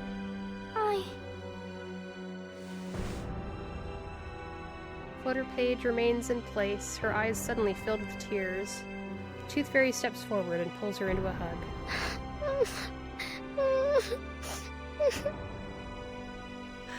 I don't want you to follow me.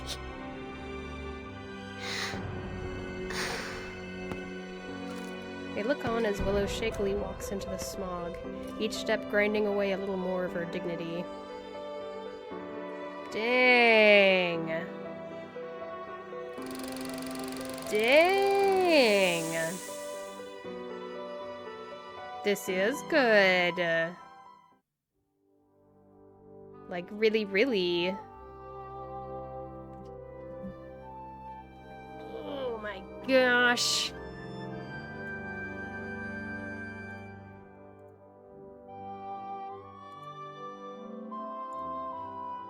Wow, wow, wow. Alright, I'm gonna get up. And I will be right back. Just have to use the restroom one more time. I recommend you all stretch, get something to drink, and we'll meet back here in just a couple minutes. Be right back.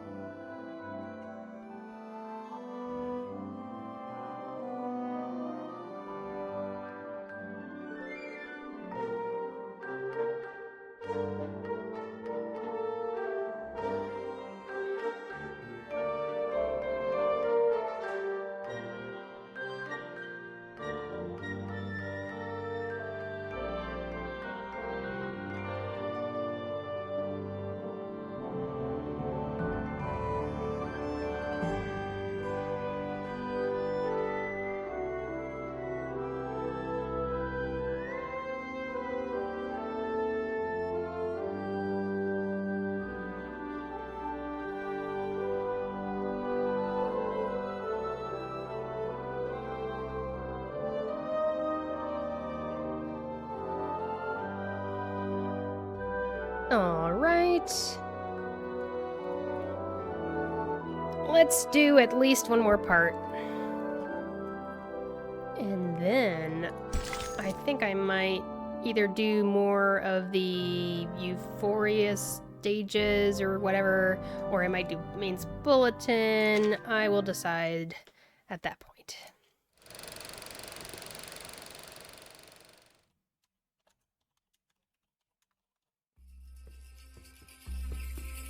The floor ritual is one of the most popular events of the Uluru Games. It has a bewitching style that generates a resonance between the dancer and audience. Charlotte was a genius. She was born for it. And God has sent her a coach covered in dark feathers and skilled in ancient Celtic runes. Is this really, like, referencing that movie Black Swan or something? Or whatever that movie was inspired by? Coach Raven taught her the primal witch dance that ignited a fire within her. At least, until that tragedy 10 years ago, which took her leg. Coach Raven had given her a pocket of flower seeds as a reward for all her diligent practicing. It said they were from the Druids in the forests of Glastonbury. I guess she planted them around her house and got this garden. Now all these bizarre plants share the same strange air with their owner.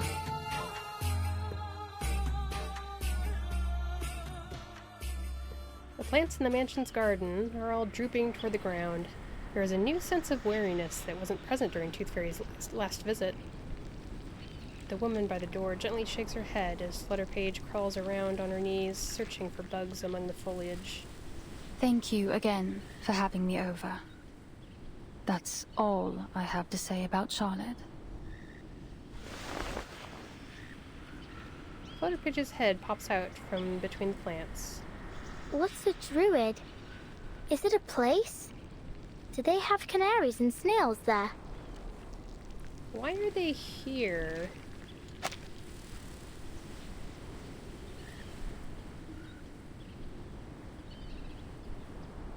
And Caroline says, thanks for having me over. Why? Okay, I'm just gonna keep reading and not question. A druid isn't a place. It's a title. An identity. Identity? Oh, like a name. Just like Flutterpage, right? She quickly falls back into her own musings. Thank you for your cooperation, Miss Bartley. I'm sorry to be taking you away from your practice. Yes, you should be. I don't much enjoy being bothered by stuffed-up bureaucrats. Okay. The accomplished floor ritualist has never been one to hold back her words. But if you ask me... Caroline glances once more at the narrow window of the old Victorian house. It's tightly shut. I will tell you that it isn't Charlotte that's summoning the black fog. Oh. I stand by that. I swear it, on all my honor as an Uluru competitor. Like, I obviously knew that already, but I said, oh, because I wasn't sure if Caroline was an ally or an enemy, I guess. We're witches, but not in the traditional sense. Oh, you're a witch too? We practice witchcraft to win medals instead of summoning devils. I guess it's an Uluru Games gymnastics routine, so they are arcanists who use arcana for their floor routines. We trust you at your word. It seems like that concludes our investigation into this fog hag. Thanks again, Miss Bartley. As always, the world building in Reverse 1999 is extremely complex. Miss Tooth Fairy, if you do want to thank me, mind doing me a favor? Tooth Fairy nods, but Caroline seems to have an unusual hesitation as she deliberates over her choice of words. In the end, she yields. Please do something. Anything to bring her out of this hole she's dug for herself. Whatever you do. Break down her door, drag her out by her hair, even blow up that old mansion. Why don't you do that? Just don't let her hide in her stupid house. She'll let you inside now. There's no longer any power preventing you. I can sense it. Okay. You know this place well. Have you visited her here before? Caroline bites her lip, holding back the words on the tip of her tongue. Then, she walks away. I think Miss Bartley wants to come in with us. Maybe so, but she's made her choice. She doesn't want to join us inside. Okay. Tooth Fairy shakes the jar in her hand, not containing her usual tooth fairies, but filled with a collection of lanolin snails. Let's go, Flutterpage. We still have work to do. Whatever you say, Miss Witch Doctor. So we have a witch and a witch doctor. The two of them step cautiously into the garden, the soil compacting under their feet. There's nothing left to obstruct their path. They step around a few threatening-looking plants as they take the winding road to the sneaky oak door. Tooth Fairy goes to knock. The door swings open the moment her knuckle hits its surface. Ooh! The door isn't locked. Let's get inside.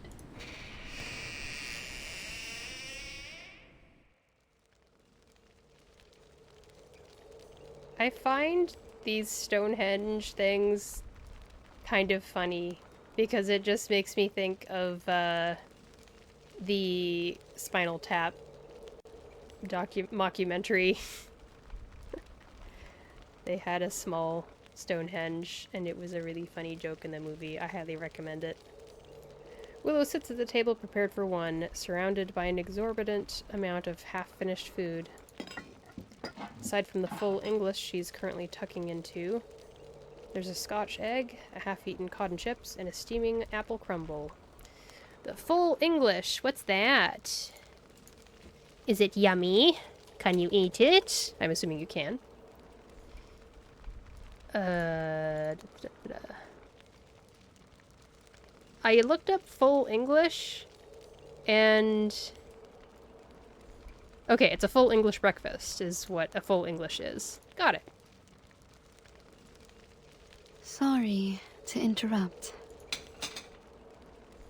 Willow casts aside basic manners, neglecting to invite her guests to sit, and cuts herself another piece of sausage. I mean, you did enter without her permission. Diets high in sugar and fatty oils may well lead to stomach illness, Miss O'Hagan. She continues to eat her lavish brunch. I choose the name Tooth Fairy instead of my real name, Campbell. But did you choose to let people call you Willow? Or do you prefer the name Charlotte O'Hagan? That is the name of an excellent Uluru floor ritualist. The crash of silverware interrupts her once more. Then, Willow sweeps her arm across the table. Goodness! The silver dishes clatter loudly as they Tooth fly Fairy. to the floor. Some kind of doctor, right? Tooth I think Fairy, your no first prescription is a name little Campbell. fuzzy. Yeah. I'm no athlete. I've only got one leg. This Charlotte has nothing to do with Willow, just like I've nothing to do with the Uluru Games. So far as I know, the Uluru Games do not exclude people with disabilities from full participation. To be sure, but only if you enjoy parading yourself around for embarrassment. Oh. I think I'll pass, thanks. Dang, that's an interesting sentiment. Willow sees the Paralympics and she's like, oh, it's just for people to feel good cheering on disabled people. There's a sentiment. There's a take, you could say. That's Willow's hot take. I don't think there's anything embarrassing about the Paralympics. Thank you very much. No one should feel embarrassed by competing, least of all the competitors challenging themselves. That is the point of the Uluru spirit. Willow rises with great effort, furiously stamping the floor with her prosthesis in the process. Excuse me? I don't remember having asked you for a running commentary. Willow sure is full of takes, LMAO. Yeah, that's true. New 2752, hello! I think it's been a while, hasn't it? Welcome to the stream! Welcome, welcome. I hope you're having a nice day. I am having a good day. I'm enjoying. The sunshine is now directly beaming into my eyes, and I am happy that it is doing so, because I live in the Pacific Northwest, and we just don't get a lot of that this time of the year. So it's a good day. I'm about to go to work, so I won't be here long. No problem! That's so nice of you to stop by before work. Cool, cool. As you can see, we are on part 7 of the event story. Ah, good stuff. I'm sure you already know the answer in your heart. You have wisdom and experience. Who even invited you here? It's time you leave. I'm here representing our mutual friend, Flutterpage. At the mention of this name, Willow pauses and takes a step back. What for? I understand that usually the only one welcome inside is Flutterpage, but I'm here to apologize on her Apologize? She She places a small jar of snails on the table. What's this? An apology gift. She ran off a little before sunrise to collect these for you. She collects these arcane creatures you use to make the lubricant for your prosthesis, right? But she's afraid that you'll get angry at her again. So she asked me to give it to you. Oh, I see. Now I'm the hateful, angry, wicked witch. Oh my gosh. Girl! Girl! You're getting on my nerves now, okay? You are kind of getting on my nerves. Jeez. No, you're not. The things that these people say about you, they aren't true. I mean, no offense, but yeah. Oh my god. Oh. It's called emotional manipulation. Thanks. As I mentioned, Thank Fleda you very Page much. wanted to apologize because, quote, she didn't want to break your heart. Miss Bartley has told her many things about you. She never knew you're such an outstanding competitor. Caroline?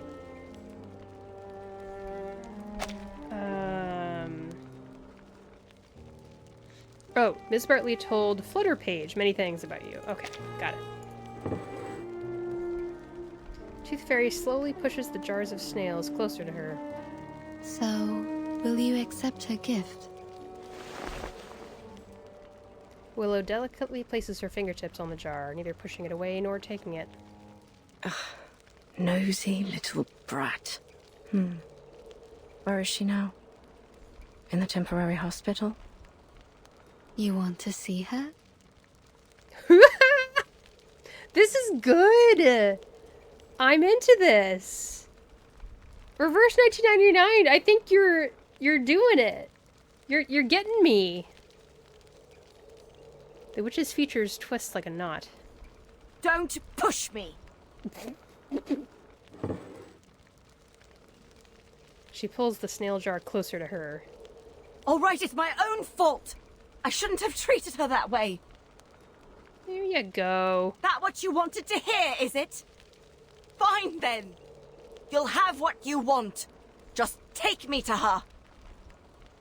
She's waiting by the door. What? Aww. Flutterpage cautiously peeks out from the edge of the doorframe, her wide eyes scanning the room for any sign of danger. Miss Willow. Oh, look at her face, her little anime eyes.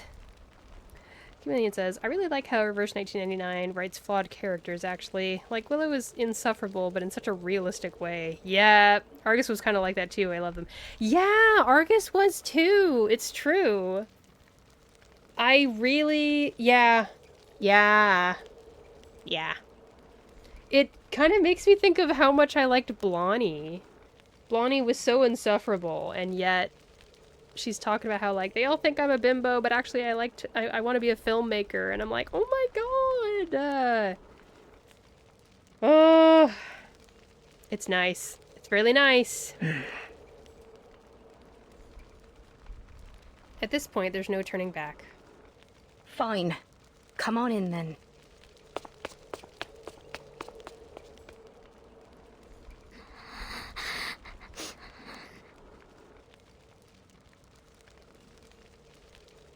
Unable to deal with her emotions, tears well up in Flutterpage's eyes once again. This girl has not been alive for very long, Willow. You're not born with common sense. You have to get taught it by adults, you know? Stop your crying. Listen, I shouldn't have treated you so wickedly the last time. And the time before that. Aww, she's even apologizing for the other times. Way to go. Tooth Fairy gives a silent nod. Now would you stop that crying? At least not here in my... I'm glad that Tooth Fairy is sticking around, just to be like, I'm gonna be the, moderator here, and also make sure that you don't hit a child or anything stupid like that.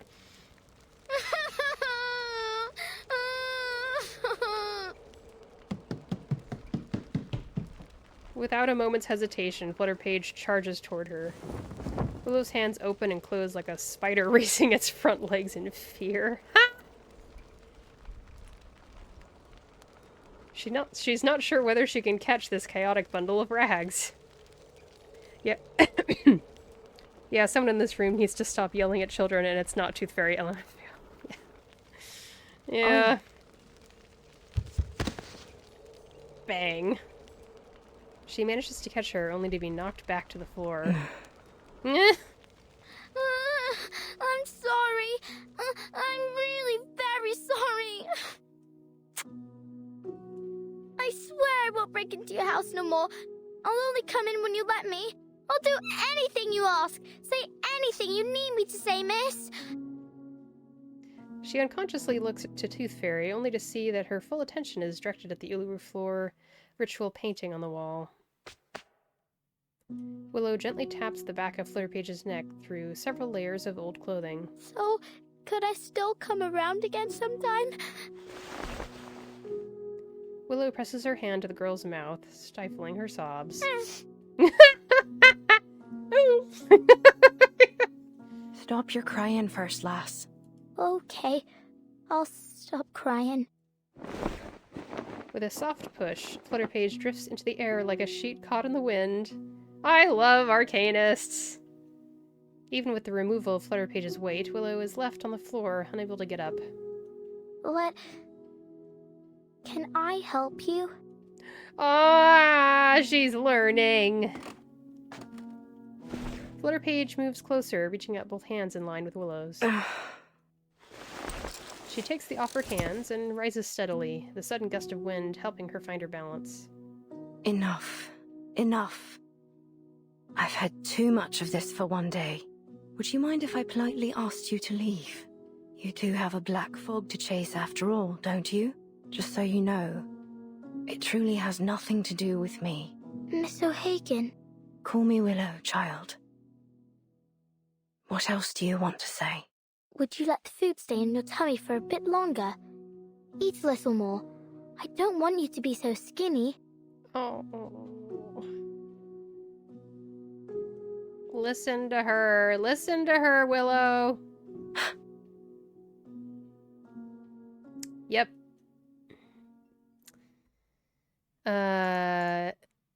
It's been a long time since I've said the word, so now I need to check to make sure I'm using the right word. Yeah, bulimia. Binge eating, followed by purging. And the fact that it's been such a long time since the word has been said, or I've said the word in such a long time, means that we need to talk about this more. We need to openly talk about it so that people aren't ashamed to talk about it, because there's nothing shameful about it. It's important to just talk about it, you know?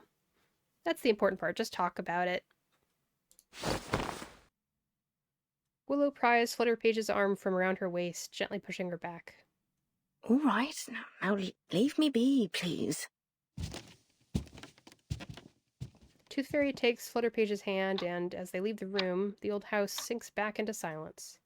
There's no sound save for the heavy ticking of the grandfather clock. She's seen too much of this embarrassing side of me. It's okay. It's okay, Willow.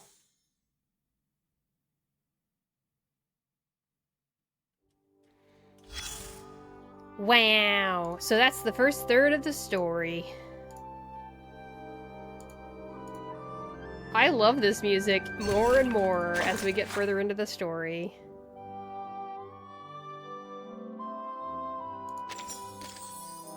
Man. They really did a good job. Like, practically no notes.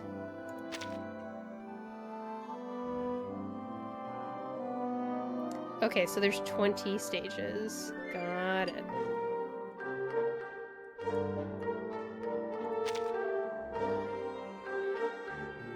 Neato!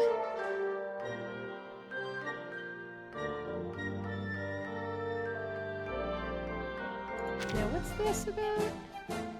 some new gameplay. Honestly, I went to check what's in the shop, and I was like, okay, what's here? Some things. Well,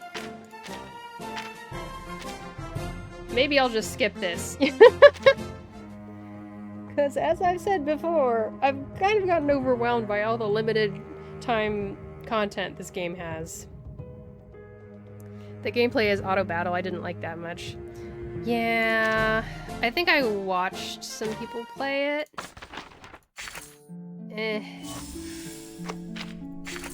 I will leave it for last, at the very least.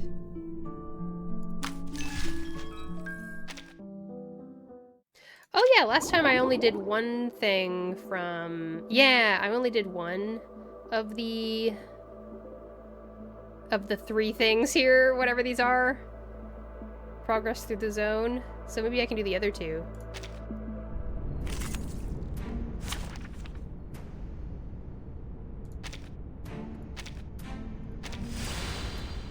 Wait, what? Oh, I can only use... Okay. Got it. Oh yeah, that's how this thing was working. Now I need to figure out what to do next time. I need 3 teams for this, goodness.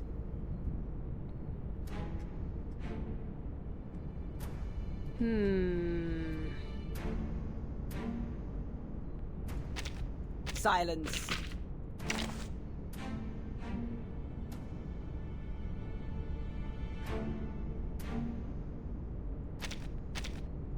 Time for treatment.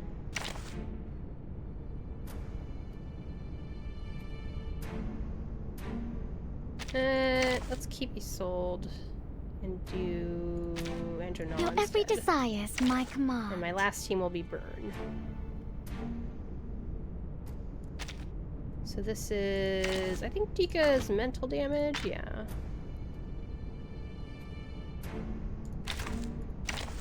So can't... I don't think Gutian would be a smart pick. And Argus also is reality damage focused, I think.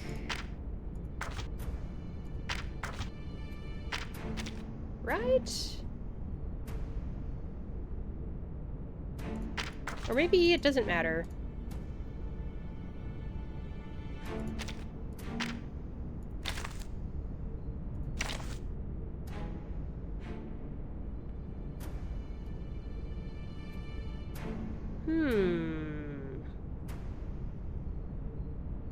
Maybe it's Shemaine time. An experienced adult is coming to your aid. Why not? And what's going on here?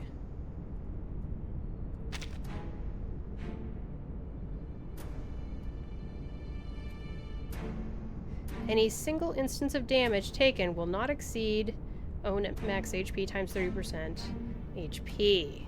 Huh. I might need to go to sleep, actually. It's getting late. Bye-bye. No problem. Have a good sleep. Thank you so much for hanging out. Always fun. Which of these darlings shall we attend to first?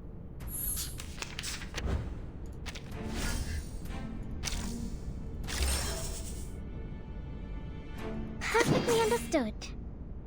A brave decision. Plan B. Plan A.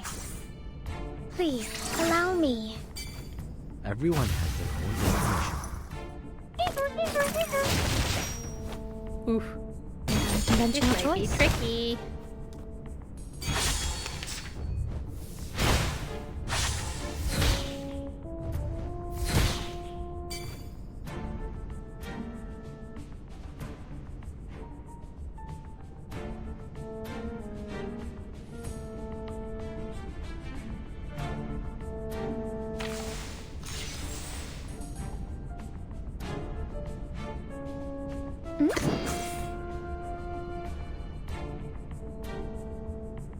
Plan B.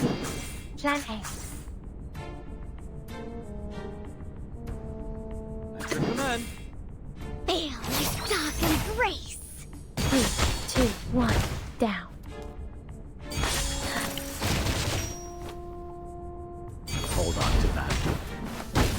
goodness. This is gonna take a while. Oh, good for you.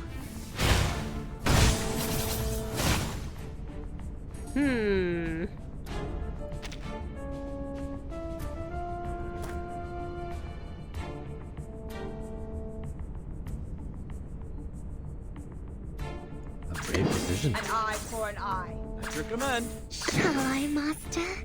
Now dance. The law is above all else. Aha! Time waits for no one, even for a great king.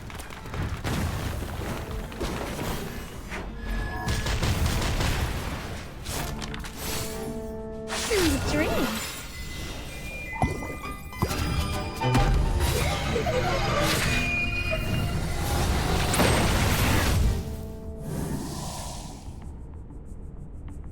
Okay.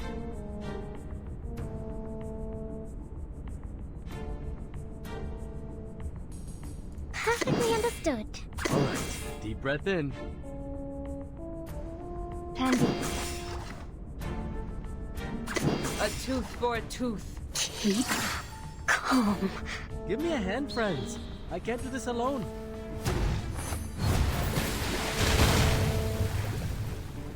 Three, 2, 1, down. Noble or lowly, sin shall be punished. I'm not careless. Oh, good for you.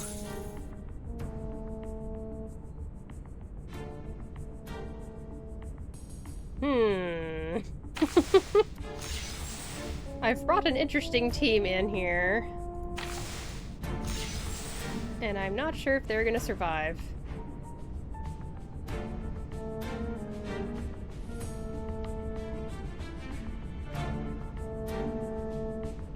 An eye for an eye.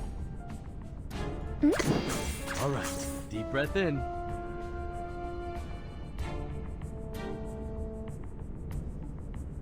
Plan A. Noble or lowly, sin shall be punished. Give me a hand, friends. I can't do this alone. Oh, is titillated a negative status? I bet it is. Oh wait, this isn't a stage where we need to worry about negative statuses. Okay.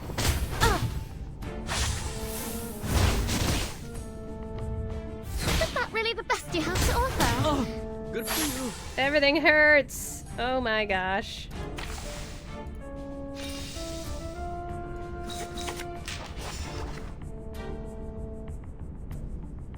At your command. A tooth for a tooth. Oh boy. A brave decision. Shall I, Master? The law is above all else. Uh-oh. Melania's ult is only going to be focused on that one enemy with just, like, 2 health left. Oops. Time waits for no one. Oh well, at Even least she'll for a keep great getting more stacks of fixed plan. The way Melania works is you want to use her ult as much as possible so that you can get a bunch of stacks Sweet dreams. of a bonus she gets after her ult. And I think she can get 6 stacks maximum, pretty sure. Oh boy. And Dika only cleanses herself.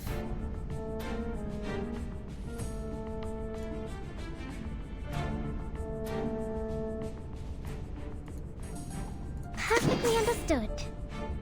Off thou go. An eye for an eye. Plan B. Flee, mortals! Thou shalt make an atonement for thy sins in full. Noble or lowly, sin shall be punished.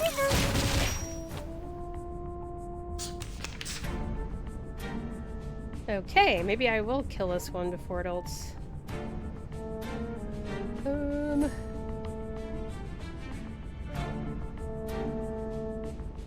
So what's going on here? Do these things poison me when Okay, when being attacked by a one-target attack. Okay. Got it. Let's switch over to this. A tooth for a tooth. And do this. And do this. Please, allow me. Noble or lowly, sin shall Everyone be has punished. the same destination. A mice pass. Ah! Antonella. Ouch! Oof. Come on, come on, come on. Stay alive. No! Okay, Antonella, this is your chance. This is your one chance you get. Goodness gracious. Great decision.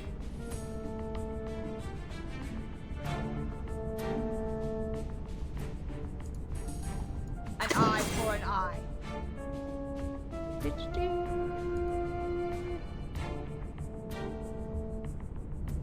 Shall I, Master? At your command. Now dance.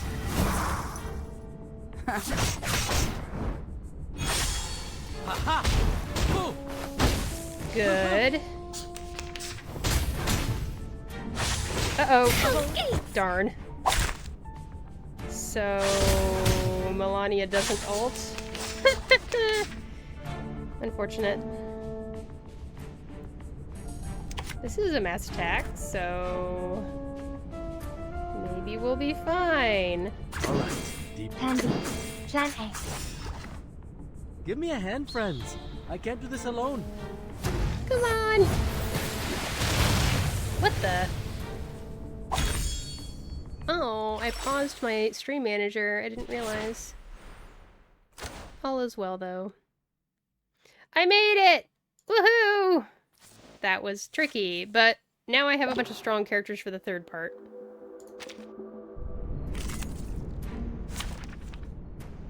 Okay. Oofda. What have we got here? A bunch of birdies. When being attacked by a rank 1 incantation, damage minus 15%. What do you mean damage? What damage? Damage taken? What, like... That's really weird. And yeah.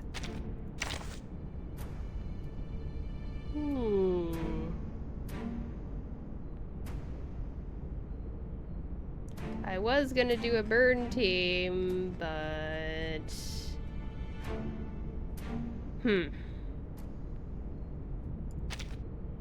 Poison? Or maybe do a team that does incantation rank up stuff?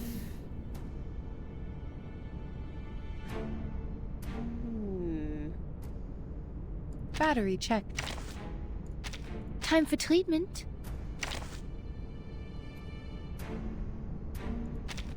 I usually act alone, but fine, I'll try to get along.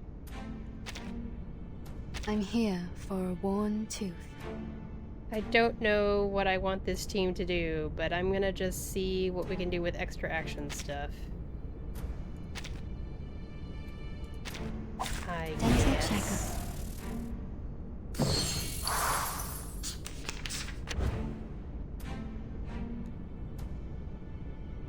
Lucy might not be the best pick, but at least she does reality damage. Wait, what does the fire thing do? Scalding. At the end of the round, characters with affected incantations lose HP. Goody. We love to see it. Trail's still warm. Relax. It is here. Loading. The trail was all too obvious.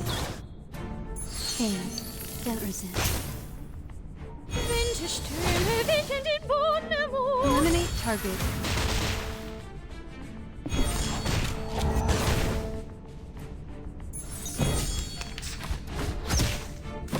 Is that all you got? Under attack. I can hear it. No errors. Charging. Guns loaded. Tu peux la jeter maintenant, la charme I d'opéra. smell the scent of mint oil. Barrage. Don't mess with Texas.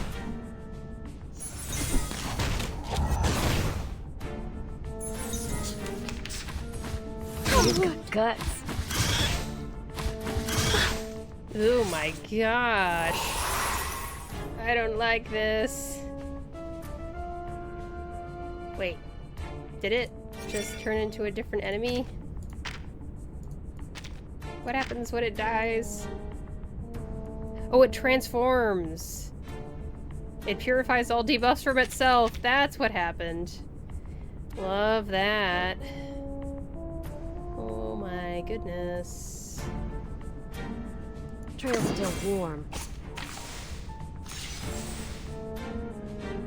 Relax. Guns loaded. No worries. It is here.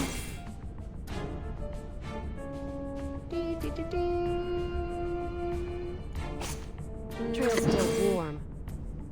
Relax. Loading. I can hear it. Weak hiding spot. Breathe. Faraday's miracle. Oh, this talents.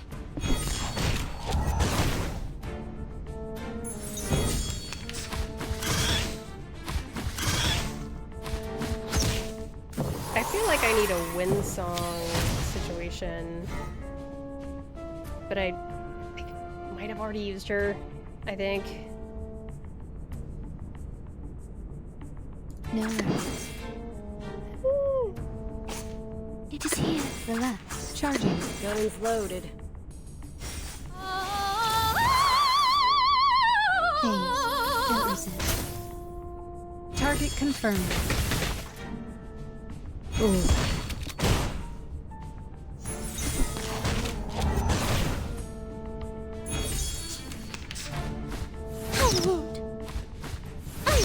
Ugh.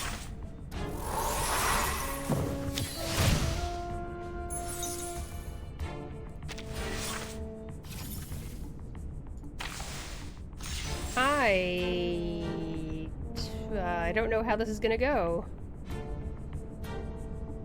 I tend to be kind of pessimistic when I'm playing this game, and I'm like, ah, it's gonna go terribly, and then it ends up going better than I thought. But I don't know about this. This is kinda a lot. No worries.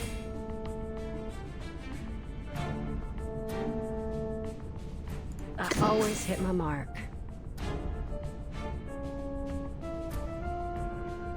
I can hear it.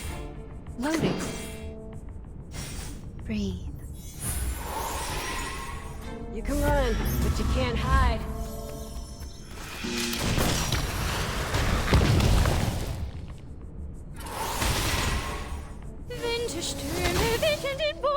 Aim and shoot.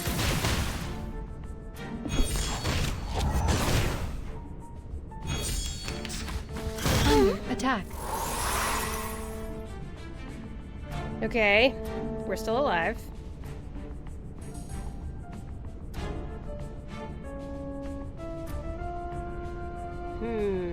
Maybe I'll save Tooth Fairy's ult. Sure, yeah.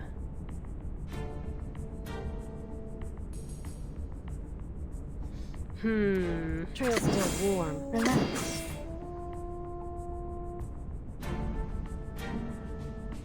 It is here. Charging. I smell the scent of mint oil. Mon officier n'est pas un capitaine. Eliminate target.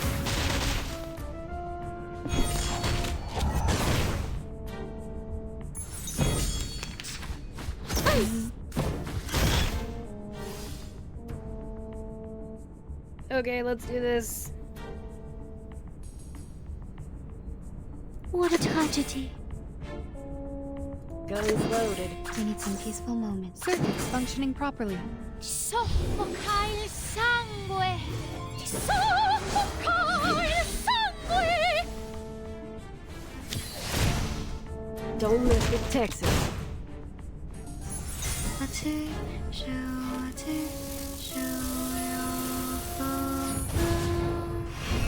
I, Robot, child of science. I feel like at this point, there's a chance now. If I can keep Argus alive. Attack. Oh my gosh. No! I jinxed it.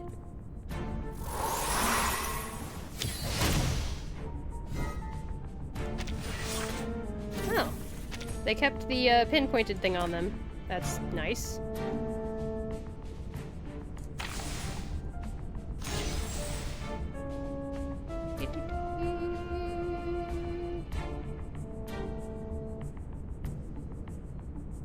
Charging.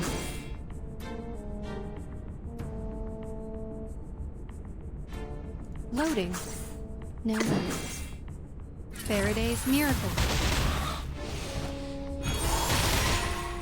Target confirmed.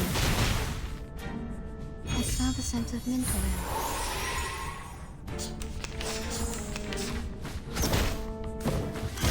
oil. Oh my goodness.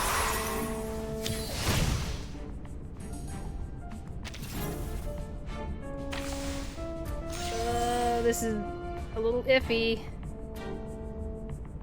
This feels pretty iffy. Relax.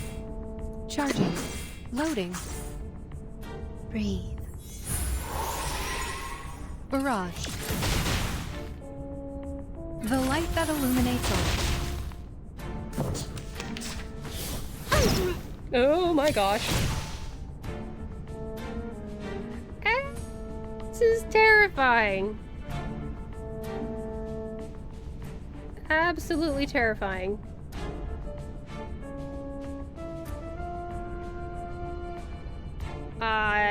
Are we totally screwed? Maybe totally screwed?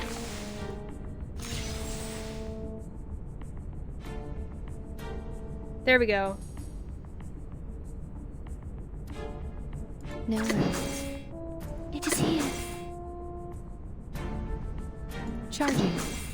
I don't know though. I don't know. Target confirmed. Help! Oh my gosh. Barely alive. Just barely.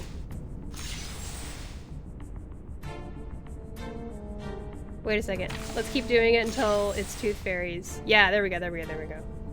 Okay, I don't care about that. Right now, we need to do all the damage. So, we'll do this, this, and this. Loading. I, Robot, child Oh of my science. gosh.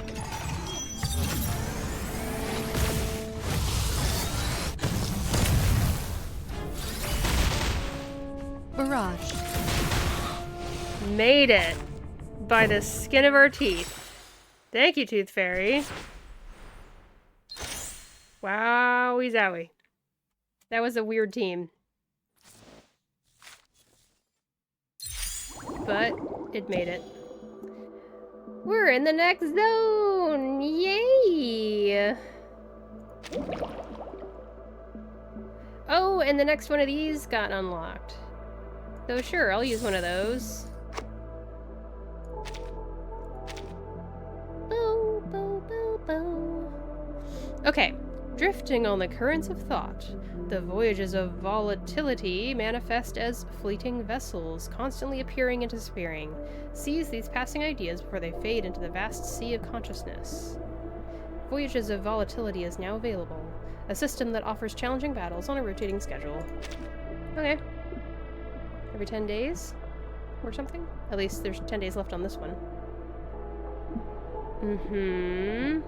It offers 3 selectable myth manifests to assist you. Challenge 3 battles and you can earn rewards. Okay.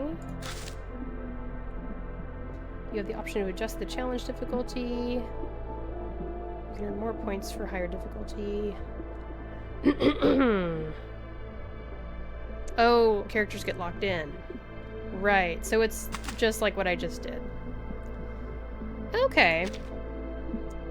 I get the gist of it.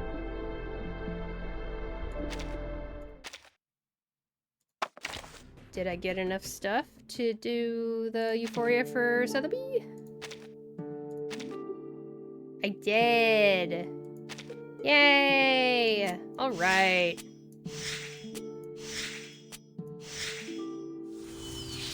Ta-da! Alright. Cure enhancement. After being attacked, if current HP is below 40%, this effect, Cure, is triggered immediately and the duration is reduced by 1 round. This effect also becomes stackable. I love that part. Stackable Cure. Love to see it. And we might as well do this. And then... oh, okay. Let's do one of these so I have at least one left over afterwards. When entering battle, Sotheby gains healing done plus 7% for every 1000 max HP she has. Very nice. Do this. And then the next one would be when entering battle, Sotheby gains poison damage plus 2% for every 100 attack she has. Huh. I wonder how much of a help that is. But Duality Potion might be good.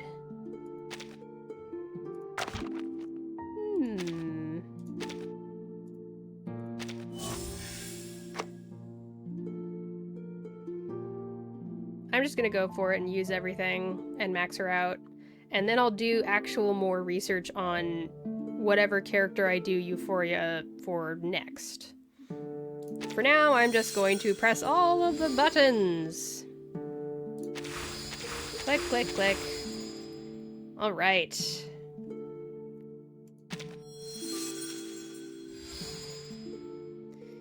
How much did I do for Ms. New Babel?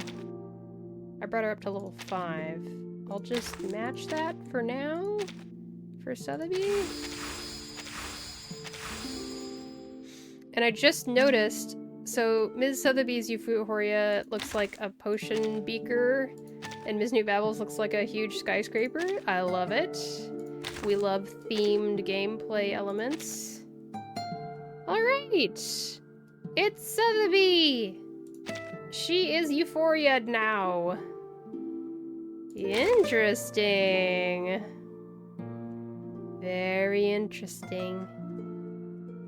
Ooh. I did it to 2 characters. Are you gonna reward me with anything? No? Okay.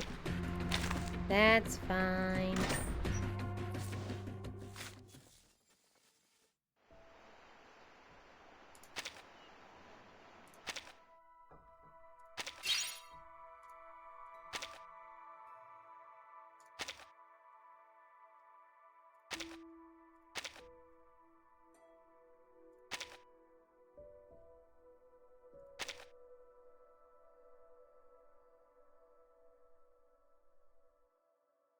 Do-do-do-do-do.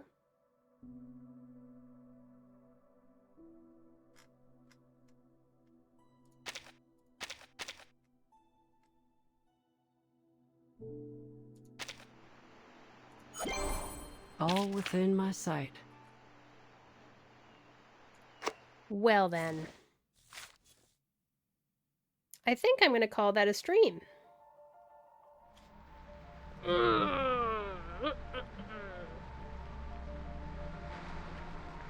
Well, okay, wait, wait just 1 second. Just 1 second. Well, first off, I want to see if I don't do Newsflash and I skip to Newsflash 2, does that do all of it? I wonder. Let's have a party then! Jessica. I've actually brought Conjura out for these fights. We got a new job! And then they recommend a star character. Do I have a star? I've got 37, but she wants to be paired with extra action characters.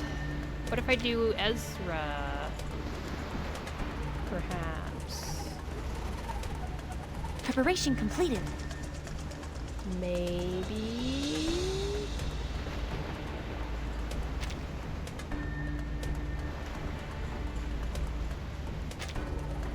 Maybe take out Conjura and put in Adana.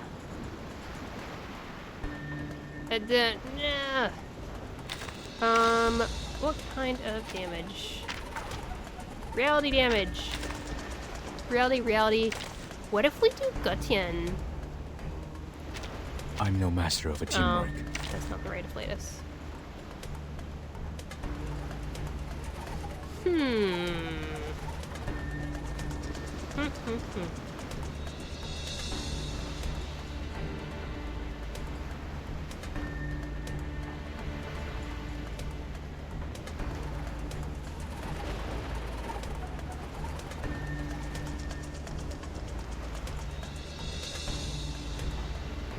Maybe it is Conjura time.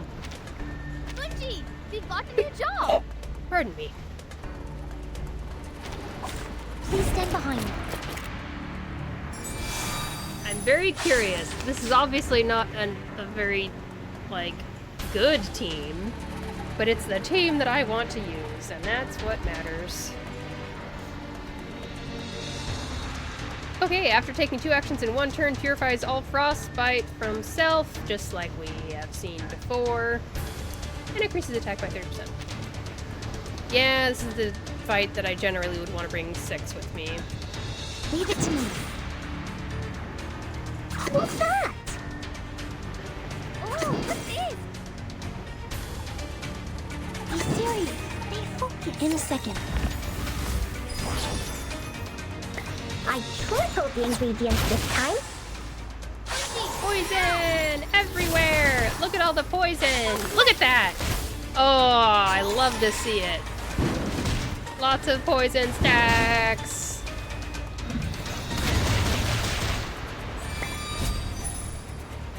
Okay.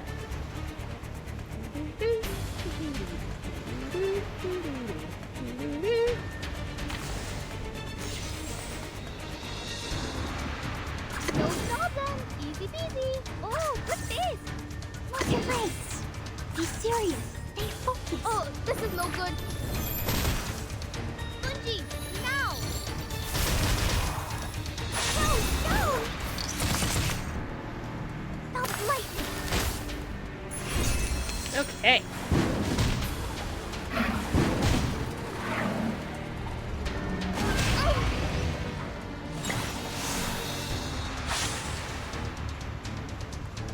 Loaded.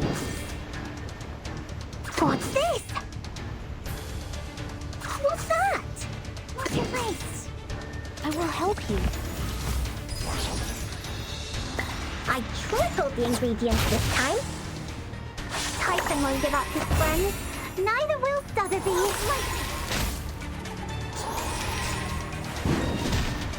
Let's see how this team does.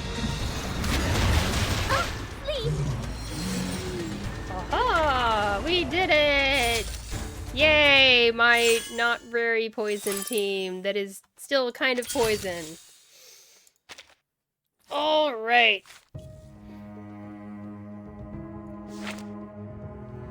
So I get points for the points. And then... Oh, okay. I think that is the same thing, right? I don't even know if there's anything I missed out on. Probably not. I think Luzoka has already told me this before. But I just want to see how it works in, like, with my own eyeballs. Okay, I'm not gonna use Sotheby here because reasons. We make an ideal team. I think it's Windsong time, probably. It depends on the budget. And I Are want you seeking your 6. service? And then the 4th slot is always like, I don't know, if you could do Necromancer. What have I done before? Oh yeah, I have 37 now. I belong to this set. Is this one of those things where... this isn't great though. Windsong isn't that kind of an extra action character. She's only an extra action character once her ult happens. So I don't know if that would be actually smart.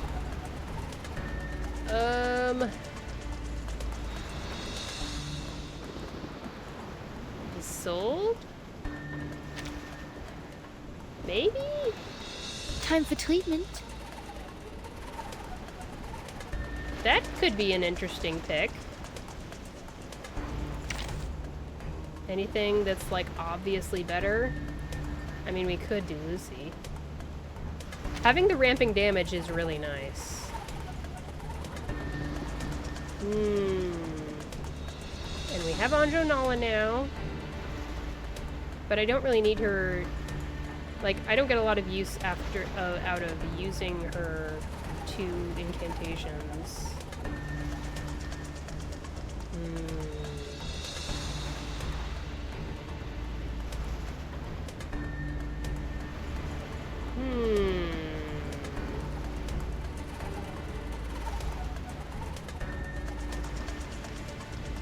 I can't remember if I did if I did Cornbloom in the past. What if I did Lilia as a sub DPS? Actually, she was my main DPS in the past.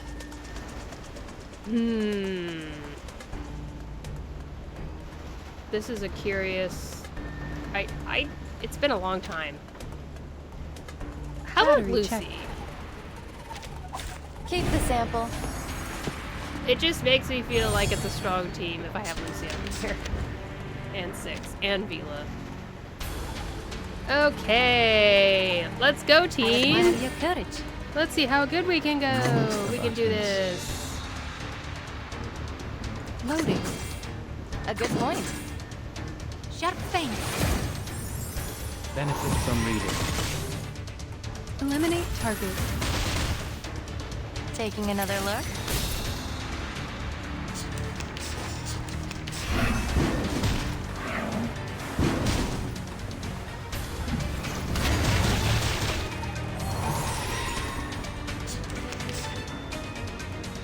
Then I just have to The moment of silence. clean Vila. Oh, unfortunately, I'm gonna have to shuffle the cards, The moment of silence. and then I will remember your sacrifice. and A new hypothesis. Until the torch is lit. Learn from silence. For the good of all. The benefits of field mapping.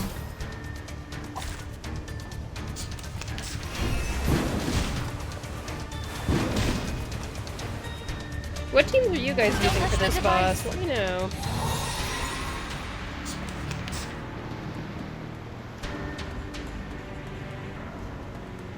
We share the same dream. I will remember your sacrifice. A good point. A new hypothesis. To a brighter future for everyone.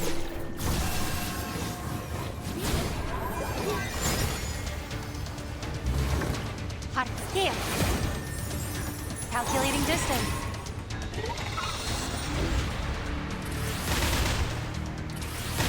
Thank you, Lucy. Taking another look. Oh, she did it twice. Maybe for each of the little ads. The smaller monsters in the front. Mayhaps.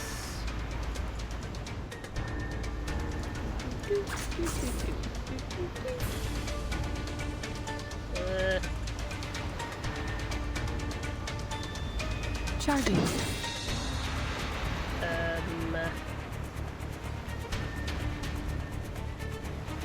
I admire your courage. I don't know what else to do. Oh wait, there's a Lucy card right here. Loading. Almost missed that. Okay. An academic question. Target confirmed. Together, we are fearless. Faraday's miracle. Very good. That was magnificent. Limited scale, infinite I hope lines. that Winsong will still be targeted on the main boss. Confirm the coordinates. Yes. Okay. I love to see it.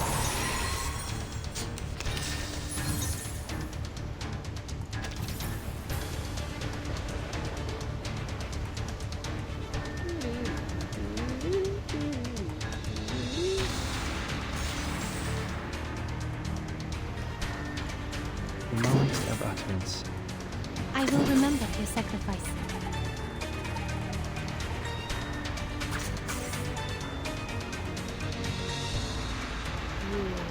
A good point. A new hypothesis. Until the torch is lit. Keep up the pace. Calculating distance. No other study could show you this.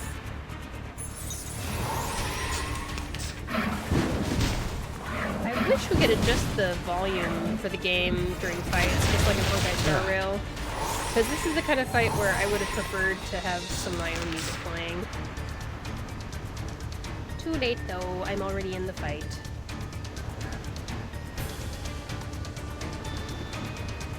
Time for tongues to speak of truth. The moment of utterance. I admire your courage. A good point. The scale of your soul has tilted. The balance needs to be restored. We walk in long nights. For you, Emperor. The benefits of field mapping.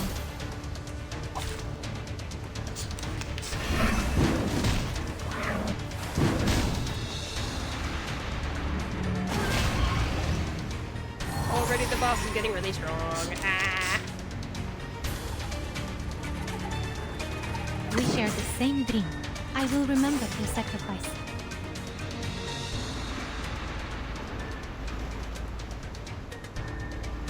A new hypothesis. A good point. To a brighter future for everyone.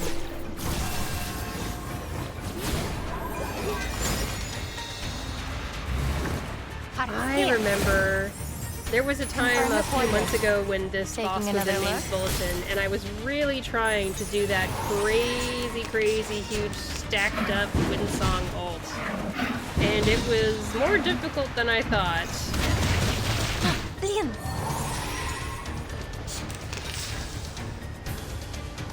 Okay.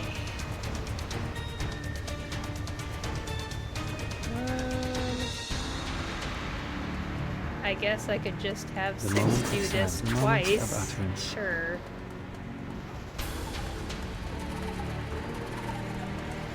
Charging. Alright, let's An academic question.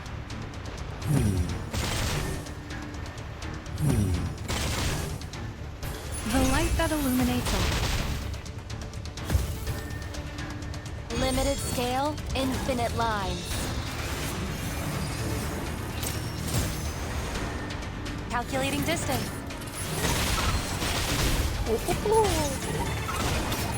I like pairing Lucy with this team. It's really nice.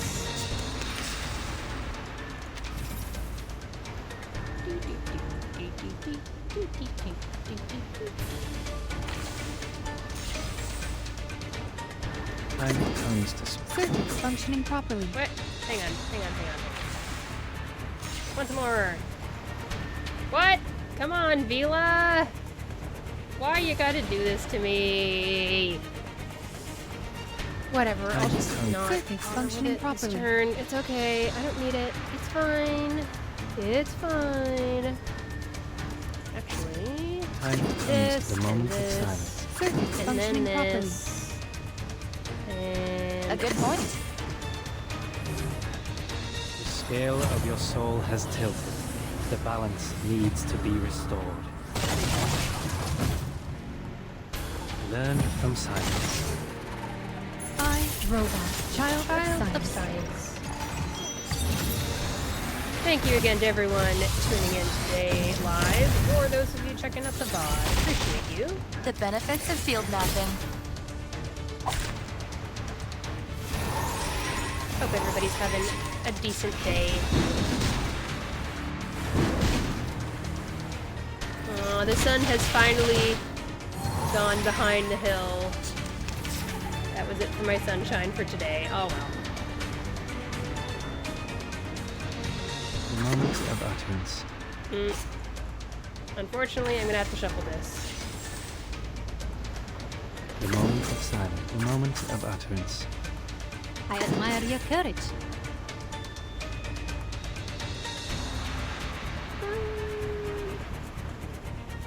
How about we do this? Charging. Until the torch is lit.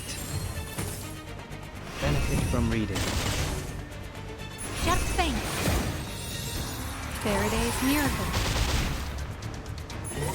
There we go.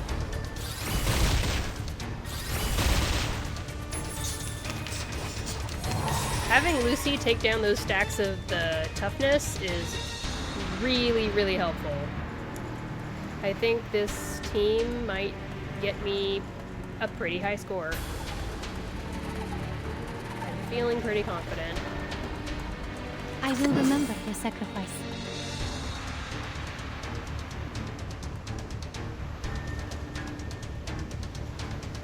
Loading.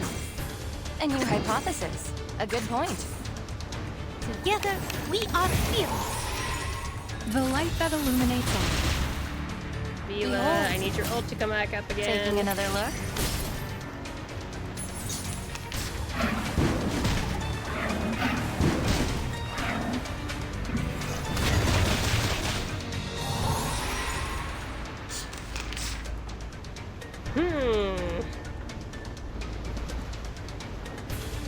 The moment of silence. The moment of utterance.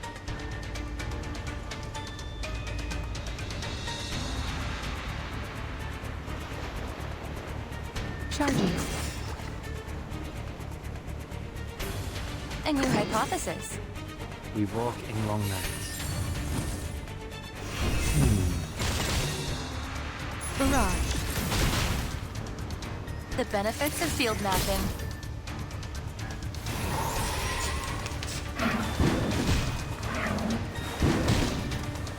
I'm starting to feel a little worried. Oh boy. Vila needs to get her ult the frick up. Vila. I admire your courage. I will remember your sacrifice. Okay. Time for tongues to speak of Let's truth. just do this, I guess. An academic question. Keep up the pace. I guess I could have saved when Song's ult until Vila was ulting. But I just want to get The this scale done of your soul now. has tilted. The balance needs to be restored. Limited scale, infinite lines. Calculating distance. Woohoo!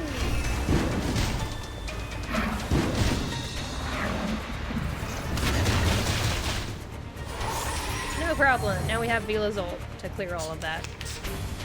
Okay. Got it. We share the same dream.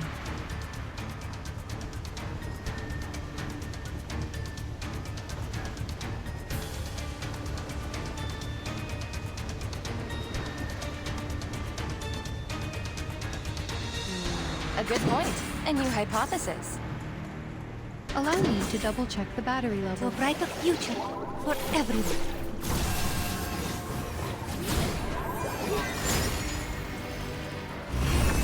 Confirm the coordinates. Taking another look. Okay. Aim Nice. and shoot. Almost to 650k.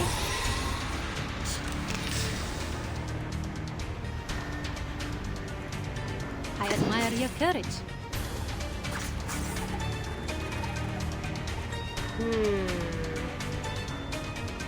Moment of utterance. Circuits functioning properly. A good point. For the good of all. Learn from science. I, Robot, child of science.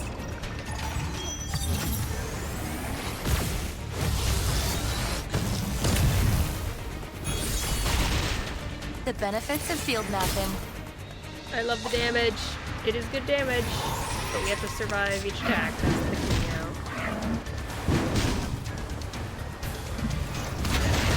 Don't touch the device. Okay. The moment of silence.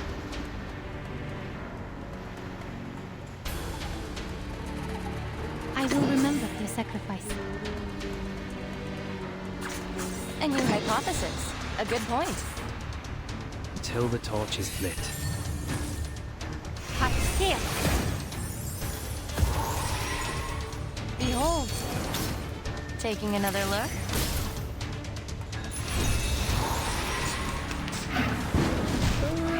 I'm getting nervous.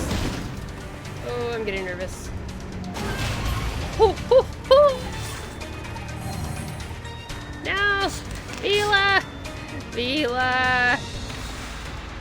I need to look closer into how Vila's kit really, really works. I'm not even sure I totally get it.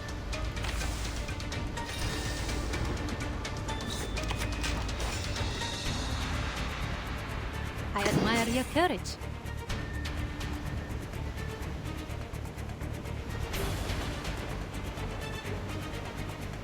The moment of utterance. Okay. Let's do this, gang. Loading. I don't know. An academic question. I don't. you, Can we Cora. burst this down? I'm not sure. Eliminate target. Limited scale, infinite lines. I'm nervous. I'm nervous. Calculating distance. I don't think we can burst it down. Ah. Well, we got double S. Oh boy. Don't worry. Oh, we survived! Just barely. That's terrifying. Oh boy. Time Wow. comes to speak of truth. The moment of utterance. Wait, we need actual healing card, please. Thank you. Time for tongues to speak of the moment of silence. Goodness I will remember gracious. your sacrifice.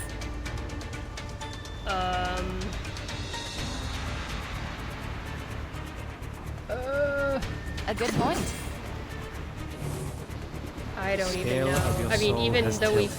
The survived that balance one, needs to be restored. this one is still gonna be another bunch of damage. We walk in long Oh dear. Together, we are fearless. I need Vila to The be in benefits ult of field status mapping. more. This is where we die.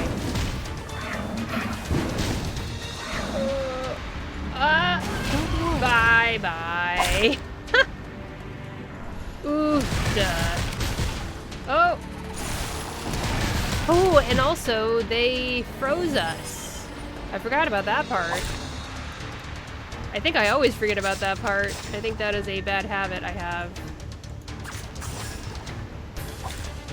Well, like I said, I got double S, so there.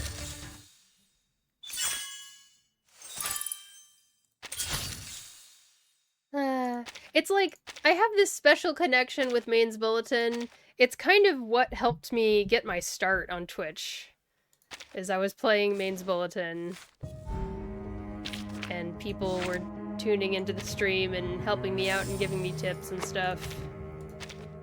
And I got more viewers as I was playing it. So now I feel like I want to make that a challenge. How far can I get in Maine's Bulletin? Woo!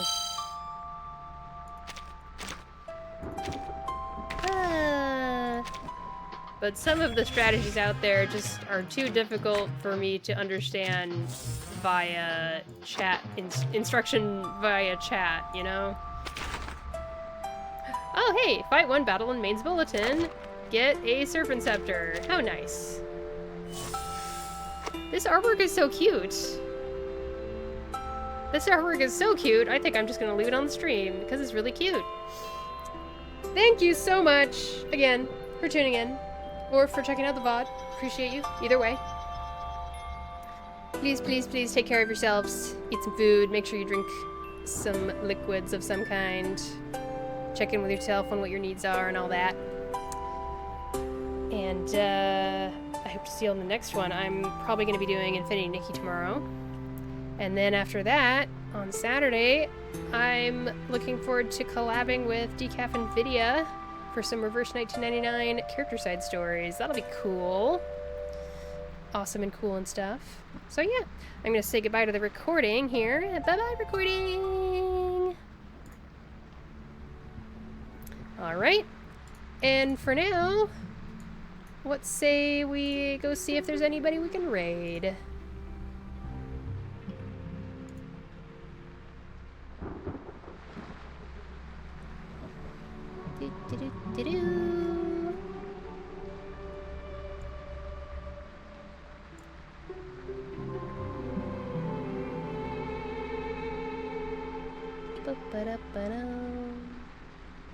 There's actually a decent amount of people streaming Reverse 1999. Wow! Maybe because of the new content? It's so nice to see.